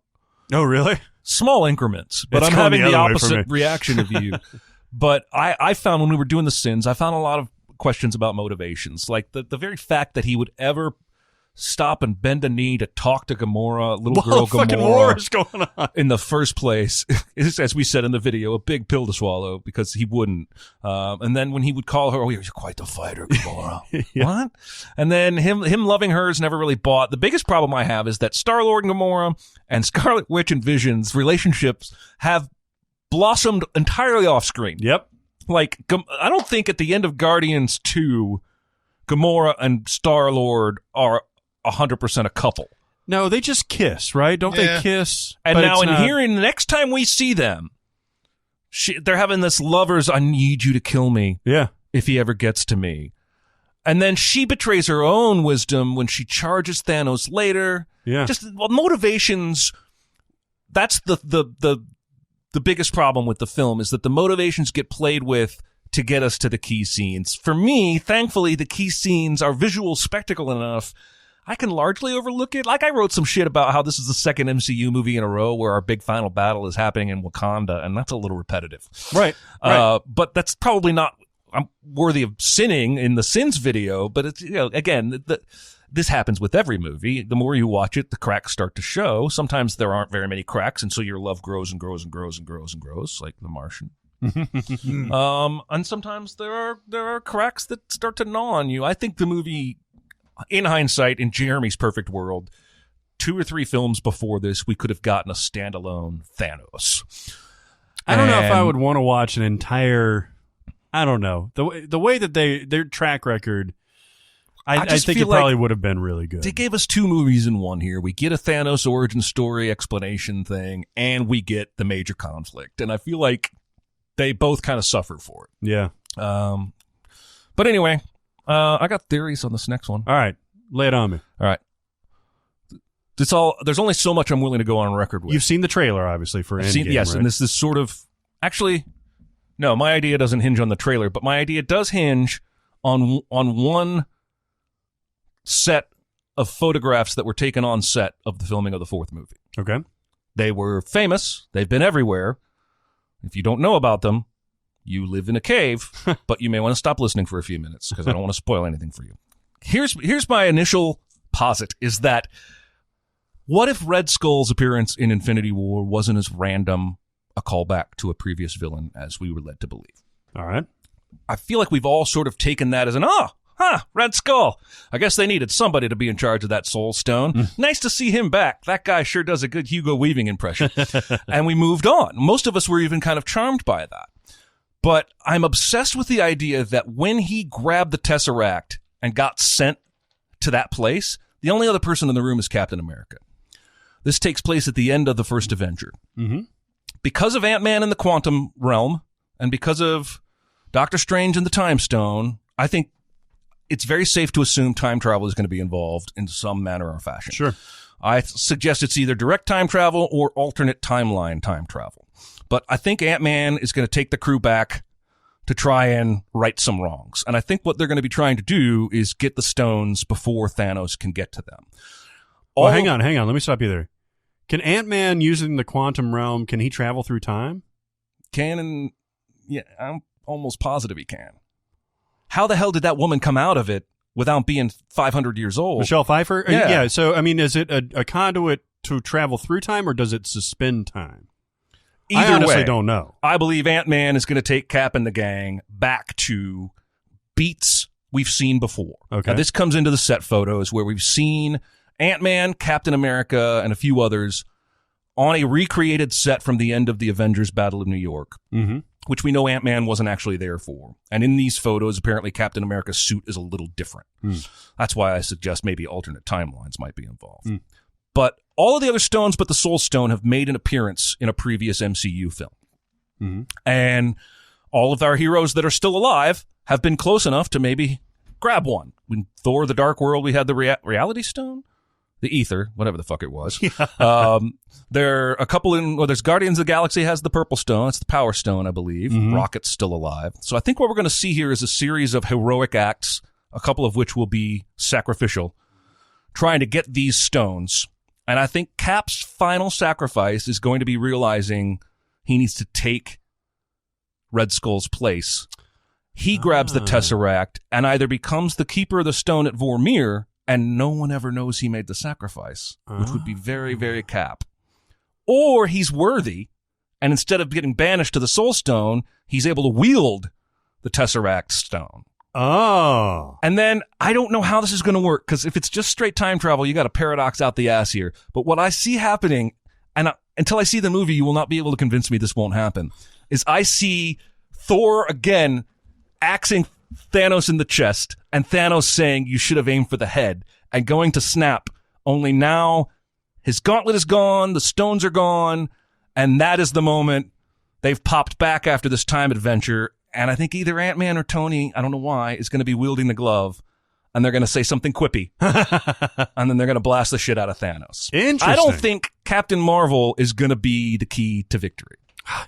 I kind of hope not. Because it's too easy if she is. Yeah, right? It's too easy if they fail twice at 2 movies and then she shows up and goes, boom, all-powerful goddess, bow, punches him and Thanos goes flying. I think she shows up, plays a role, gets introduced, but I think Captain America and Iron Man are going to die. Yeah. And they're going to do so sacrificially. And you can't convince me otherwise. And then I think everybody else is going to make some kind of big sacrifice, yada, yada, something. And we're going to be going back into time to these moments that we've lived through once, and we're going to get a different perspective on, and they'll be slightly wrinkled, and they're going to be grabbing stones left and right.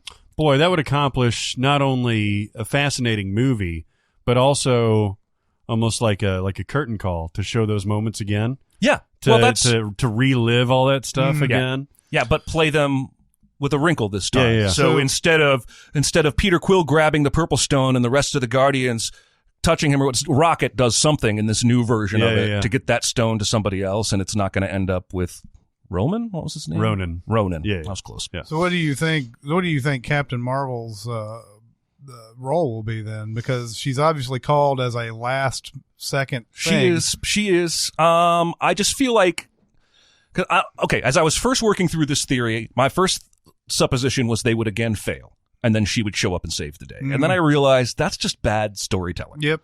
And that doesn't mean they won't do that, but I think they have gotten to a place of storytelling where they're beyond that kind of decision. Yep. And so I think they will do something to limit her powers, to keep her from being Superman levels of all-powerful, so that she can be involved in the battle, but not single-handedly take out Thanos. Maybe she's, because of her special, unique nature, maybe she's able to touch a stone or wield a stone that somebody else isn't, or what have you. But I don't think it's going to be as simple as, it's not going to be like the end of Infinity War where Thor lands on Earth and Hulk is like, "You guys are so screwed now," and he just starts kicking ass. That's not going to be what her appearance is. No, there's got to be something, because as we've seen, the MCU, if it has a limitation, it's with dealing with super powerful characters like Vision and Scarlet Witch, who could essentially end everything. Yeah. By themselves, but they have to find a way to take them out of the picture somehow. So what I think may happen is in Captain Marvel, we're shown this all-powerful being that can kick ass on her own and basically take care of anything. But there will be some sort of marginalization by the time Avengers 4 comes out, to where she can't play a role by herself. She has to be a part of the team, because as she's presented in the comics, it's very much Superman. She's Superman. Very little reason for there to be anyone that could ever beat her. So I do think that she will be that level of powerful, because she's going to be fighting aliens in her own origin story in the 90s, by the way. She's wearing like a 9 Inch Nails shirt. Nice.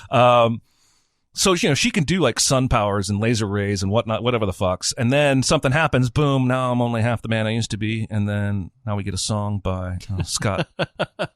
What's his name? Scott Weiland. Stap. So all I really want to put on the record is that I think Red Skull's appearance was super important in hindsight. And I think that moment between him and Cap from the first Avenger, where he grabbed that Tesseract, is going to be revisited, and different things will happen. This is a very fascinating theory, and I would watch the shit out of it. I've written 3 pages in a Word document of this theory. That's how long I've been stewing on it, for about a week and a half. And I don't, you know me, like, when was the last time I was like, I got a fan theory about a movie. It's going to be this. I just can't get it out of my head that Red Skull was important. And that's why, so they had to recast that, because they went back to Hugo Weaving, and he was like, I'm not coming back for that shit. I'm not coming back for 3 seconds. Because he was bitter about how it had played out the first time through. Right. But I think the character is too important to what they're trying to accomplish. And the only reason that makes sense is if we're going back to that moment he grabbed the That's an thing. interesting theory because, why the fuck is Red Skull in there? Is it just as the Sins video said? Is it, an excuse to bring back a character just for recognition's sake? That's my cynicism. Yeah.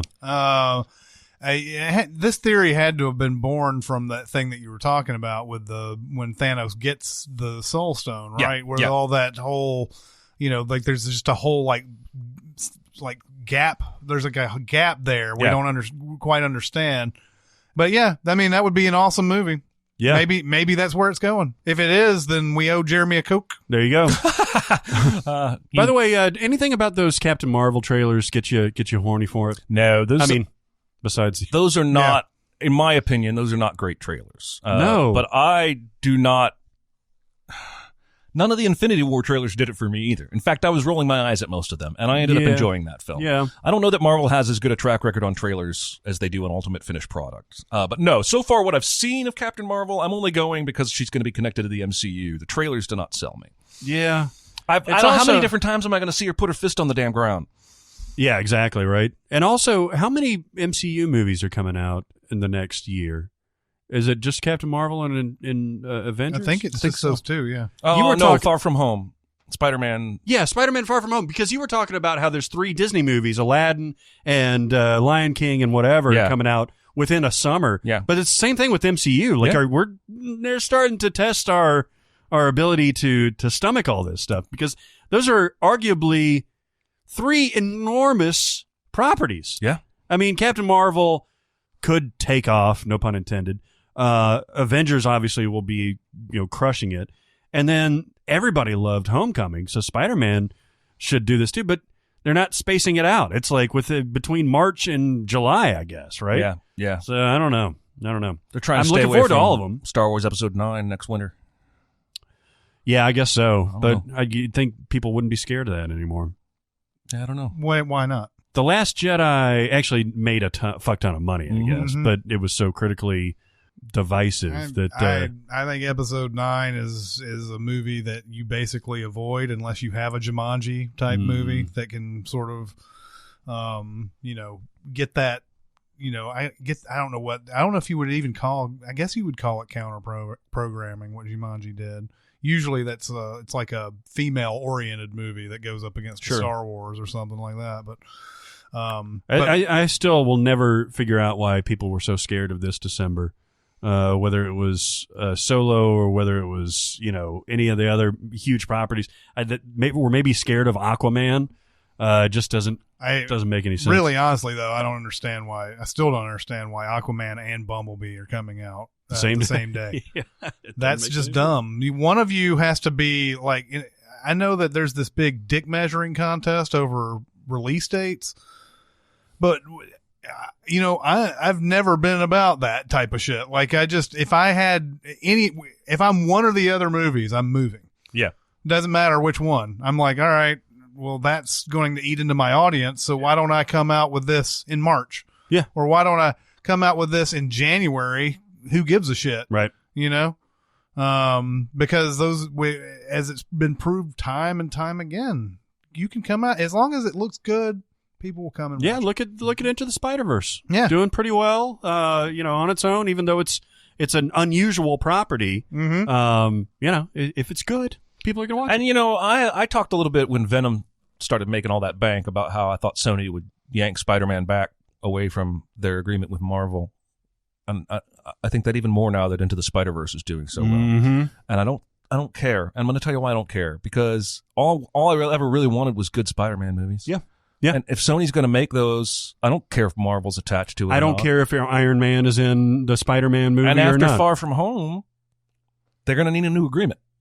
Their agreement, from my understanding, only covered the 2 Avengers, Infinity War and its sequel, Homecoming and Far From Home. Well, that's interesting. And if Tony dies in Avengers 4, there's no reason for him to be in the Spider-Man movies anyway. Yeah. It all depends on how much money changed hands to make this deal happen. But surely if Sony could make more by doing it all themselves. But again, apparently, I haven't seen Venom, but it's making enough money. It's definitely pleasing Chinese audiences. Might be bad, I don't know. But this one's good. All I really want is good movies. Yeah. Yeah, That's all I really want. Me too.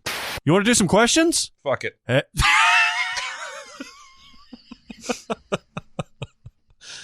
I mean, yes. I got something to say. I want the truth. I'm listening. Well then, now that the enthusiasm is up. Exactly. This one's fun. I thought of a question for you guys to have some fun with. If you could take any comedy and replace the lead with an actor that isn't known for being funny, but mostly known for being over the top, what movie and actor would you choose? For example, this person thinks it would be interested to watch Ace Ventura, but instead of Jim Carrey, Ace is played by Nicolas Cage. Yeah. I don't think that would be nice. When we first tried to answer this question, I was thinking maybe somebody like Gary Oldman could be in some comedy, but everything that I put Gary Oldman in became a completely different kind of comedy at that point. Like what? I think I had Gary Oldman in some Jim Carrey, like Bruce Almighty, I think, or something like that. And it just becomes a different kind of movie. He's got too much gravity to him, man. Yeah, it just becomes a different movie, and I don't even know if it's something that's recognizable as a comedy at that point. Right. You know. So I thought Gary Oldman, and then I thought, here we go, Tommy Wiseau in The Big Lebowski. The thing that people derive a lot of quote unquote entertainment from The Room is Tommy Wiseau's weird performance. Yeah.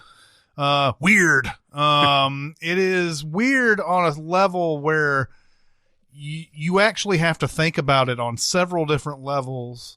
That's how crazy it is. Like, there's times where he says things that's obviously like bad actory. There are times that I don't think he understands the words he's saying, even though he wrote those words. There are moments where the emotion is just too much for the scene. You have to, the thing about The Room is there's just so many things about it that, like, well, yeah, he's probably acting that way because it was written this way. Well, he wrote it. Yeah. And then, like, well, what about the director? Well, he directed it. There's got to be some blame to assign to this. Yeah. And so there's so many levels of weirdness to that whole thing. Putting him in a situation like The Big Lebowski, which is a confusing thing.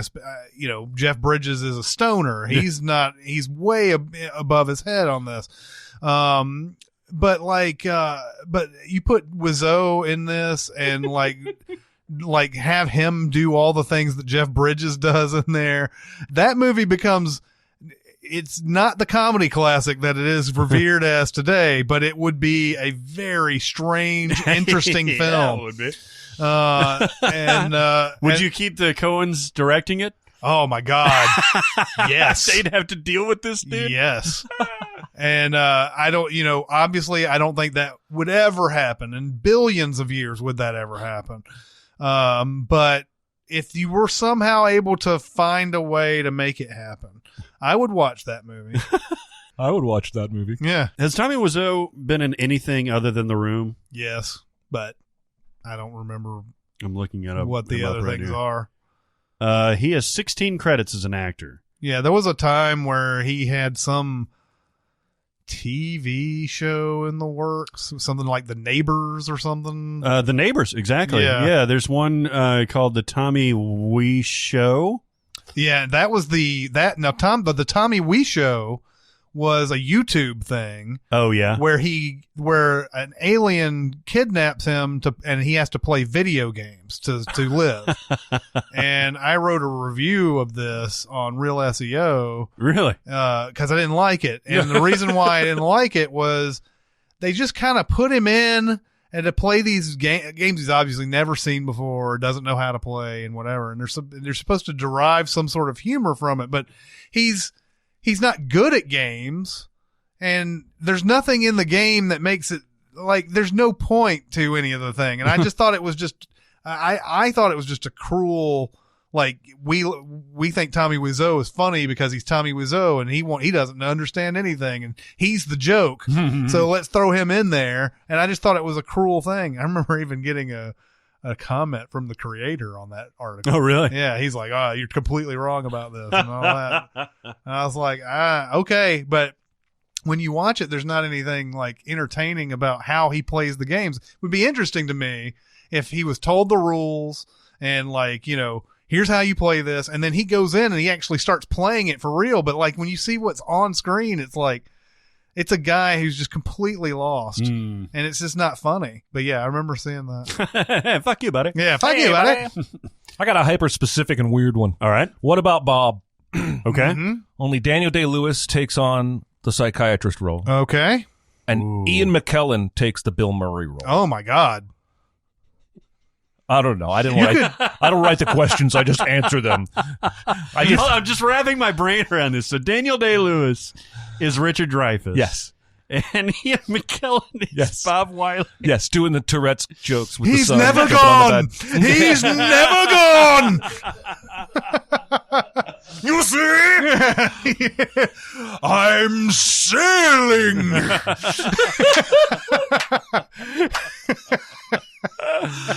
Wow. Sail, you fools. Yes. I think it would be good. No, I like this. I like this idea.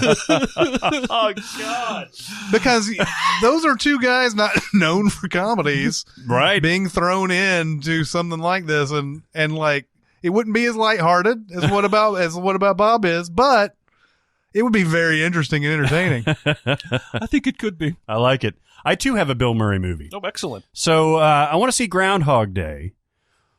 And this is a movie where Bill Murray is a relaxed dick, Yeah. right? Mm-hmm. He's off-putting and he's snarky and all that stuff, but he's still got that laid-back persona and things like that.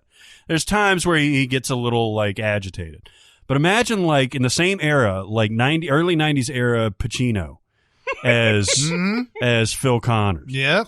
And imagine like him getting progressively, like he's already an asshole weatherman when he's reporting from the very beginning. Mm-hmm. But then imagine him like getting progressively more agitated and ending up doing like a whole Pacino soliloquy about it's the same goddamn day over and over again. Yeah. And I think it'd be great. And then he mellows out and he learns all the stuff. And he could flash that smile when he's wearing the sunglasses playing the piano and everything. Yeah. Pacino. I'm a god. Maybe not the god. maybe the real god knows so many things because he's seen it over and over already. You could see him answering the shit on Jeopardy. Yeah. Calcutta. Yeah. My other one was imagining Michael Shannon in The 40-Year-Old Virgin. Oh, yeah. Oh, my God. Is everybody else the same? Everybody else is And the same. can he play it like really Michael Shannon-y? Like really creepy? Yes. Like, he's doing all of the same dialogue that Steve Carell does. I think that would be amazing, actually. Awesome. I think that would be fucking phenomenal. See, like because the guy Steve Carell is playing in The 40-Year-Old Virgin is not normal. Yeah. Like there's some sort of oddity to him that they just kind of embrace and nurture. But if it's played by Michael Shannon with like this background of menace, He had all those figures and dolls displayed in his house. Yeah. He'd be a serial killer. Yeah. This would be an episode of Criminal Minds. Yeah. 40-year-old virgin killer. it's like all of the eccentricities that were adorable when Steve Carell did it. Yeah. And he's screaming at the waxer too, by the way. Yeah. Kelly Clarkson. By the way, Michael Shannon was in Groundhog Day. He was. There's a couple that's getting married, and he comes up to Phil. Oh, shit. And he's like, I'd like to thank you for That's blah, right. blah, blah. Yeah, It's one at of the his end. first movies. And then it's funny, the other day Vanilla Sky was on, and he's in that too. He's like a prison guard or some shit. Really? Like He's the newest. Holy fuck, I forgot he was in that actor for me. Because he was in Pearl Harbor when I rewatched that recently. I just tweeted out about 8 Mile. I forgot he was in fucking 8 Mile. He's popping up left and right. he was the Kim Basinger dad, right? Basing her boyfriend. Yeah. the boyfriend. That dude went to high school with us, man. But yeah, there's the scene. Dude went to There's the scene though where I think it's one of the first scenes where Kurt Russell's talking to fucked up face Tom Cruise, and like there's a prison guard or something like that behind him, and he's like, and he tells Tom Cruise, "You're gonna fry for this," or some shit like that. "You're gonna go down for this," and all that. Interesting. Yeah, Michael Shannon. Michael fucking Shannon. I'm telling you, 40-year-old virgin. Let's do one more. Hello, SinCast. Hi. Hey, what's up? What are some of the best or most effective movies where they switch main characters during the course of the movie? I finally saw a quiz show. Yay! And I liked how the first part of the movie seemingly had John Turturro's character perspective, and then switched until Rob Morrow when he went to New York. This is an interesting question. I like this because there's not seemingly a whole lot of these where it just switches the perspective. Yeah. You know? So I've talked about a movie called He Loves Me, He Loves Me Not, which has got Audrey Tautou in it as a woman who is chasing her married lover around and like trying to get acknowledgement from him, and he is treating her like shit the entire time. And you're like, what's going on with this? They're having an affair, but he's not. He's like just treating her like trash and all that. And then the movie then cuts over to his perspective, and he just sees her as a stalker, and as like they've never had any relationship whatsoever. And it completely changes everything that you see about in the first whatever minutes it takes with Audrey Tautou's perspective. You like this movie, right? I do. I haven't seen it since it came out, but it was memorable enough that I keep referring back to it. In lesser hands, you could see this being like a Lifetime movie. Yeah, and I don't even know if this one has like a huge IMDb rating or anything like that. Let me see. 7.2. But it was really well done. I hadn't seen any movie like that. I've always thought that's an interesting thing to go have somebody's perspective and then have the movie completely change once you see somebody else's going through the same things and everything. And we've seen stuff like that before, but this one's making it more part of the movie structure. The other one, it's debatable if this fits, but Pulp Fiction kind of does this. There's never really any main character in Pulp Fiction. They do make you follow Jules and first they start with Honey Bunny and them in the diner, so they're the main characters. Then it's Jules and Vincent, they're the main characters, and then it switches on to Bruce Willis and he's the main character. Does it several times, but I don't know if that really fits it because it is kind of an anthology type of story or whatever. You're comfortable in Vincent Vega's perspective, though, because after the first version of the cafe heist, even though he's accompanied by Jules, it's Vincent's movie because you go into the where they kill Brad and everything, or Brett. And then, it follows him to get heroin, and then it follows him on the date with Mia. And so by the time it does get to Butch, you feel like there's a little bit of like whiplash there because you're so comfortable with that Travolta character, and he does it so well, and it's such a cool character that it's almost like, I want to go back. I don't want to hang out with Butch while he's talking about oral pleasure and stuff like that, Yeah. And then eventually you do. But, and especially when he kills Vincent, like that's just like the big, whiplash moment where it's like, what? No, I love that guy. Yeah. Although, we could argue this. I think Vincent's only real main character spot in the movie is the Uma Thurman thing. I think Jules is the main character of those other two segments. And the latter, possibly in the latter two, the Bonnie situation. Remember in the first one, yes, Travolta's going on and on about Burger King and all that, and then they talk about Tony Rocky Horror and all that. And it's basically equal footing until they get into that room. Because Vincent Vega, his character, he's back in the back, to just be in the back and say nothing. Yep. And it's all Jules's movie at that point, and it's nearly all Jules's movie once they get to the Bonnie situation part too. No, I agree. But yes, he's the one guy who is in every segment, except I think you hear him in the very, very beginning diner scene. He's the only one that's actually in every segment, I believe. It's interesting that you mentioned Tarantino because you could say this about Reservoir Dogs. I don't know if I'm stealing this from you. You're not. I was just thinking about Inglourious Bastards. Like, who's the main character of that movie? Exactly. You got Aldo Rain, I guess, at the beginning. No, not at the beginning. It's almost Hans Landa's movie, you know? Or the theater owner girl. Yeah. But yeah, it's hard to nail down one main character. Yeah. But Tarantino does that a lot, I think. Well, that's what I was about to say for Reservoir Dogs.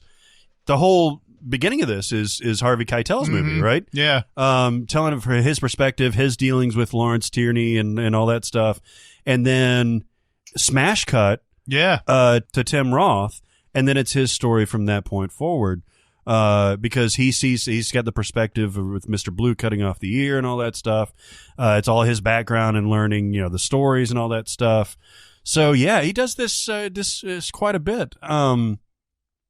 I guess Django is a singular thing. Hateful Eight, I guess, really isn't from anybody's perspective. Another great Kurt Russell performance, by the way. It was guitar smashingly good. That's right. Yes. Yeah, it was. And then, of course, Kill Bill, I guess, is the most singular perspective. Yeah, probably. I'm going to cheat. I think I'm cheating. I may not technically be cheating, but I'm going to say The Prestige makes you wait until virtually the last scene to figure out if Christian Bale or Hugh Jackman's character is the protagonist. Yeah. Yeah. Right? Doesn't it go back and forth all movie, basically treating them both as the main character or the protagonist? Yeah. Only that final reveal. I mean, you kind of get hints a little earlier, but right up until then, you don't really know, I don't think. No. Definitely not. Yeah. And so I've been watching that movie a lot lately. You don't know what lengths Hugh Jackman's going to in this whole thing. Right. And yeah, there's nothing in particularly sinister about either one of them. They just really like to have their secrets, and they, one is obviously driven to figure out how Christian Bale's doing this trick this whole time, and the lengths he's willing to go to get to that point. We don't know how far until much later in the movie, but yeah, he's just, he's especially after Piper Perabo dies and everything, and he's definitely the sympathetic character in that. And then they take turns, because he shows up and fucks up Christian Bale's bullet catch trick, and then Christian Bale shows up and fucks up his bird in the cage trick. Yeah. And you don't really know until it all settles out at the end. Oh, he was the good guy and he was the bad guy. Yeah. And even then, there's still a lot of gray area in between. Are you saying that Christian Bale is the good guy ultimately? Yes. Interesting. Oh, but because he's it definitely, such a bad guy, though. He is. What I'm saying is he's ultimately the protagonist. Yeah. And that Hugh Jackman is the antagonist. Yeah. I keep thinking about every other day he's got his brother living as him, and I wonder how many times he actually had to have sex with Rebecca Hall. Or was it when she said not today? They didn't have sex that day. And there's that moment. God, okay, so this movie's been on lately. I've been soaking in it because every time I watch it, I marvel at how he cuts this thing together, because it feels impossible to set out to cut this movie out of sequence the way he does on purpose. Yeah. But that's fucking Christopher Nolan's genius. But there's that scene where he comes home and she says, she tells him she's pregnant. And his first words were, "Oh, we should have told Fallon," because Fallon just left. Because he knows Fallon is the one that really loves Rebecca Hall. And he really loves Scarlett Johansson. And he wanted to tell the father of the baby the good news. The movie's so fucking awesome. God. I still don't think he's come. This is his best movie by far to me. I know there are folks out there that don't agree, but it's just fucking flawless. I agree. I agree. It's my favorite. It's the one that you're talking about soaking in. That's what it does to you. There's something about that score, that setting that he put. There's something about that sort of hypnotizes you. Before you even know it, the movie's over. It's because we're just wrapped up in it the whole time. I have also been watching it because it's been on one of those Stars channels a bunch lately, and and it's every time it's been on, I'll just have it on, and then I'll eat lunch or something. I'm like, all I'll finish this movie and then I'll go and do whatever else I have to do. You know, because it's one of those type of movies. Yeah. Yeah. My example is probably the most classic one of Psycho, the original Psycho. And it's easy to forget almost that it's a completely different movie at the beginning until they get to the Bates Motel. Oh, yeah. Because Janet Leigh, it's this whole heist thing and this relationship with her boss and her office and all that stuff, and how she's got to get the new car and all that stuff and get it get it clean basically and get all the way out of town. And she just happens to stop over in this roadside motel. And then as soon as she dies, and it's up until she dies, I think, that it's still her perspective, because she doesn't even see. In fact, when you see the knife, it's from, it's looking at her, and then it's back to Anthony Perkins, and from that point forward, really. You know what I just watched the other day? Psycho 3. Okay, Anthony Perkins, Jeff Fahey. Oh, really? Wow. Made in the early to mid 80s. Oh, how was it? I turned it off. I hear Psycho 2 is actually That's good. what I have heard since I made that Psycho 2 crack in a previous podcast. I think it was Jonathan was telling me it's actually pretty good. But then I saw Psycho 3 on, and I was like, I did have a warn. I watched all 4 Species movies in a span of 48 hours. Oh, God. And if you've never seen the third and fourth Species movies, you are missing out. Because somewhere between the first movie and the last movie, it becomes a thing in these films where she can gain the knowledge of any book just by touching it, which is exactly the same as one of Meteor Man's powers. Yeah. In Robert Townsend's Meteor Man. Yeah. Where he touches that fashion model runway book and throws it at the villain, and then they have a runway model walk off back and forth. Anyway, so in Psycho 3, it's Anthony Perkins. I was surprised he was still making these. Yeah. And Jeff Fahey shows up as a drifter who is looking for a job, so he gets hired on the spot, as you do back in the 80s. And so while Perkins is gone, a guest comes, and Fahey puts her in suite 1, which was the Janet Leigh suite, and Perkins gets a little weird. Then he sees her, and she looks just like Janet Leigh's character, and he has flashbacks, and he goes upstairs and he puts on the mom clothes, and he comes down with a knife to kill her, and she's already killed herself in his tub. Oh, okay. Wow. And that's where I checked out. Jesus Sorry, Christ. I totally cut off the ear answering the question about how Psycho has 2 different main characters. No, I mean, that's it. I mean, it's weird because there's a part of me, and this happens when I'm reading a book too, where you're really invested in a storyline, and then a new chapter starts and it's a completely different character, or a different story. Yeah. And there's a part of me that's like, no, I'm really connecting to that, but it's a necessary thing, obviously, to tell a full story. And for this, I was so interested in that first part of it. I wanted to see if she could get away with it. And then, of course, if you let Hitchcock do his thing, you will be spirited away to an even better place. Yep. It's Psycho's got the classic, you've been following Janet Leigh, and you hope that she redeems herself because she's stealing money. And you hope that she redeems herself and everything, and then this asshole comes in and kills her, but then you're suddenly wrapped up in how he's going to get away with it. Yeah. And you're kind of rooting for him. No, it's one of those sick things that Hitchcock would do in his movies, was like make you consider your own fucking life. And, Just like Vertigo. Yeah, exactly. You're like rooting on basically a creepy fucking stalker. Yeah, pretty much. And, cause when he puts that car in the water, and he's like sitting there eating the candy corn or whatever he's eating, he's like, the thing doesn't sink all the way at first. And you see his face and you're like, oh shit, he may not get away with this. Yeah. I really like Janet Leigh, but I want him to get away with it. Okay, well, that'll do it for this week. Keep going to SinCast presented by CinemaSins on Facebook, Reddit, CinemaSins Twitter. There's a lot of places to come and talk to us about this very episode. We also have a Patreon. Yeah, baby. We just finished a hangout. Yeah, we did one before this podcast taping with the Patreon members. And with our whole crew, too. All 5 of us We were had here. Jonathan in studio. Dicer usually moderates these and filters questions from the chat feed as well as the CinemaSins Discord. And we do a 30-minute kind of hangout and fireside chat without the fire. They're fun. Yeah, I'm enjoying them. Yeah, but that'll do it for this week. It's Chris Atkins and Jeremy Scott and Barrett Sher. We'll see you next time. Thanks for listening. Comment on our episodes on our SoundCloud page. Check us out on YouTube, Twitter, Facebook, and Reddit. And be sure to visit cinemasins.com.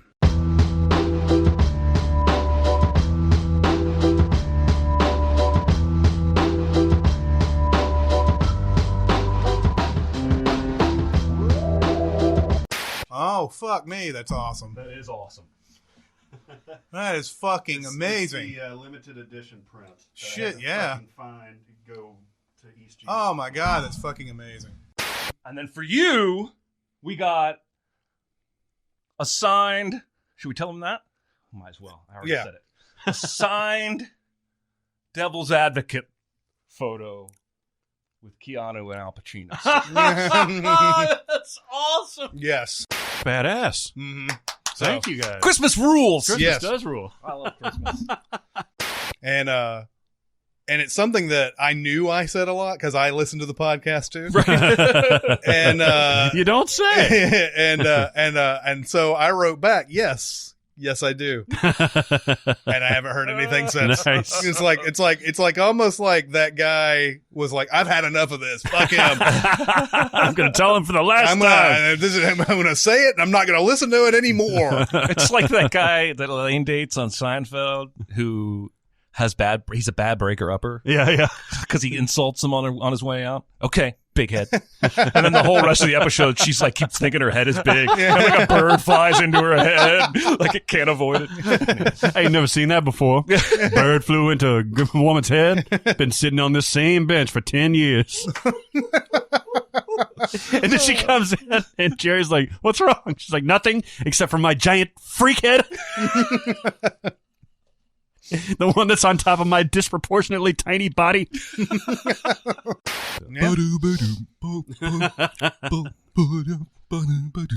That's the Drifters. That's the best version of White Christmas. Well, the problem is it was used in Home Alone so iconically, and then fucking Santa Claus uses the exact same version in its entirety. Yeah.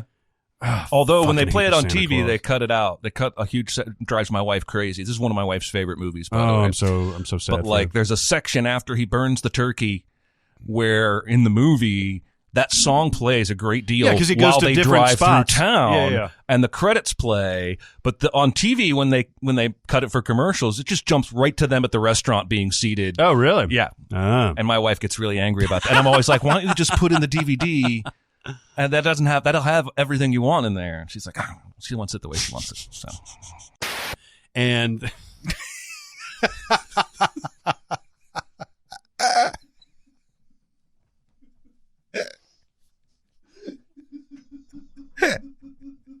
just out of the corner of my eye. Sorry.